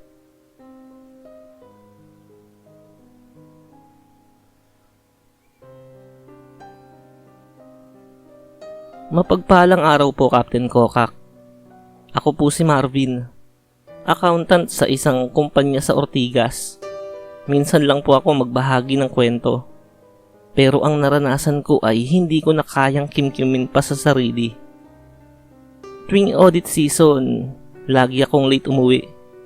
Sa tuwing mag-isa na lang ako sa opisina, ang tanging tunog ay ang paghampas ng hangin sa bintana at ang tahimik na tunog na nililikha ng orasan. Isang gabi, alas 10 na, nag-CR ako sa may bandang likod, malapit sa fire exit. Doon ko unang narinig ang tunog ng paa, dahan-dahang umaakyat sa hagdan. Akala ko guard, pero nang silipin ko, wala namang tao. Kinabukasan, ganoon ulit. Mas maaga pa nga, mga alas 9 pa lang noon. Pero nung mga oras na yon, mas malinaw na ang bawat yapak. Parang may dalang mabigat. Sa takot ko, nagdesisyon akong abangan siya. Sa ikatlong gabi, sinundan ko ang tunog. Tahimik akong bumaba mula 14th floor. Sa 13th floor, tila may anino akong nakita. Pagdating sa 12th floor, nagiging malinaw ang hugis. Pagdating ko sa 11th floor, doon ko na siya nasilayan ng buo.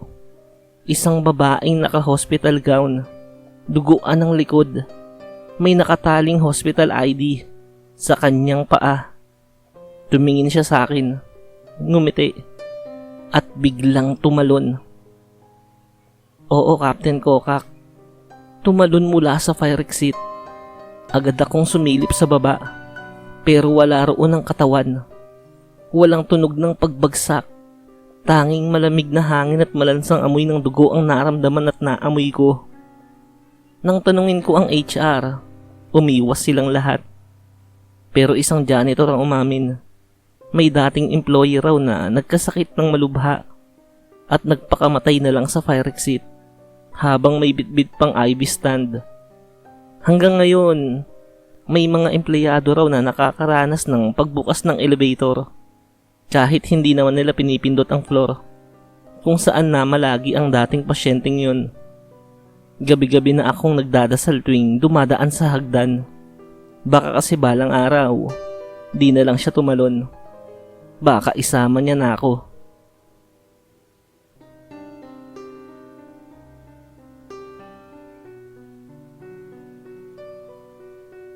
Magandang umaga po, Captain Kokak.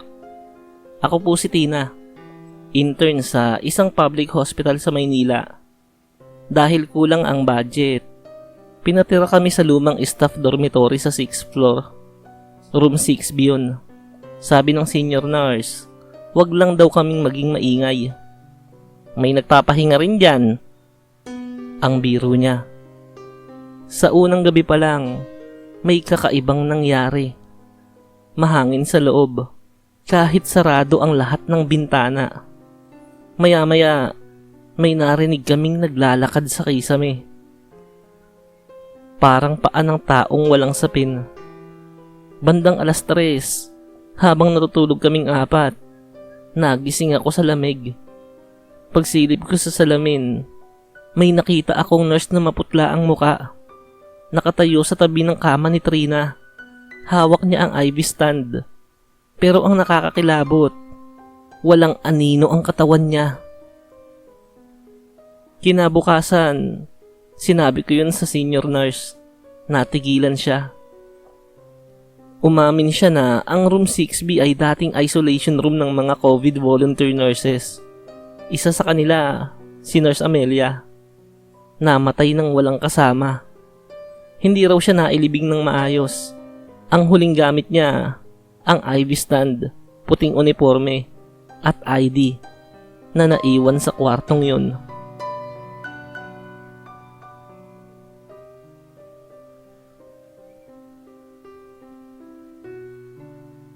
Isang maluwalhating araw po, Captain Kokak.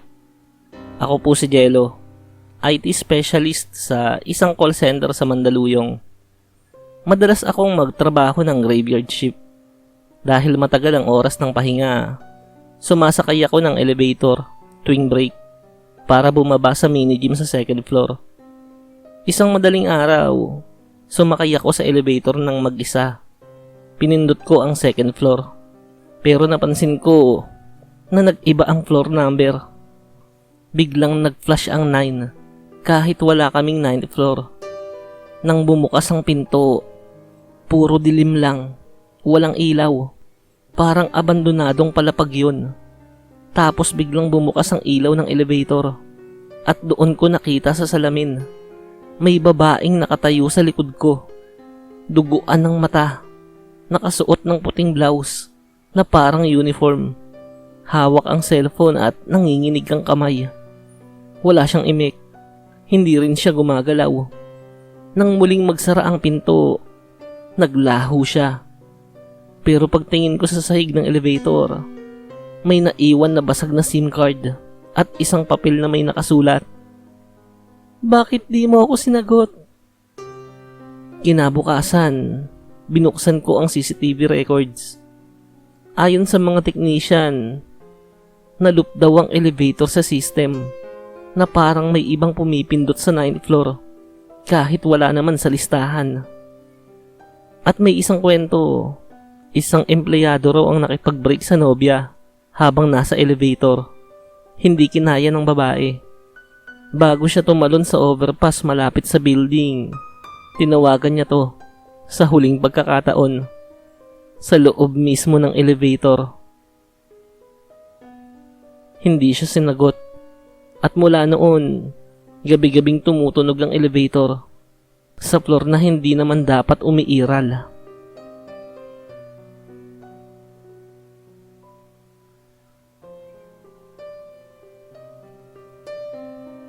Magandang araw po, Captain Kokak.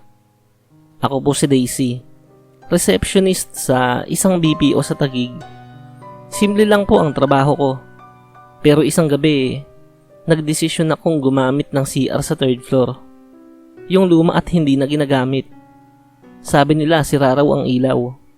Pero dahil puno ang CR sa ground floor, napilitan akong pumasok. Pagpasok ko pa lang, sumara ng mag-isa ang pinto. Madilim, tahimik, at may amoy na parang bulok na tubig. Yung parang kinakalawang.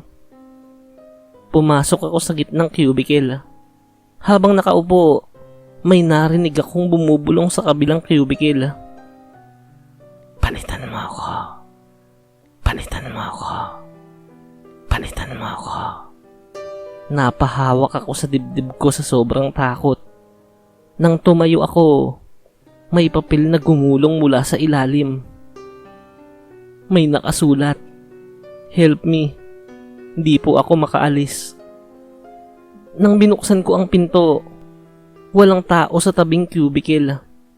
Pero sa salamin, may bakas ng kamay ng dumi at dugo. Ayon sa janitor, hindi na raw talaga pinapagamit ang CR na yon. Huling gumamit daw ng cubicle ay isang cleaning staff na natrap at namatay sa loob dahil sa cardiac arrest. Nalaman lang ito ng security matapos ang 3 araw. Sabi nila, hindi siya nakalabas at baka hanggang ngayon, naghihintay siya ng kapalit.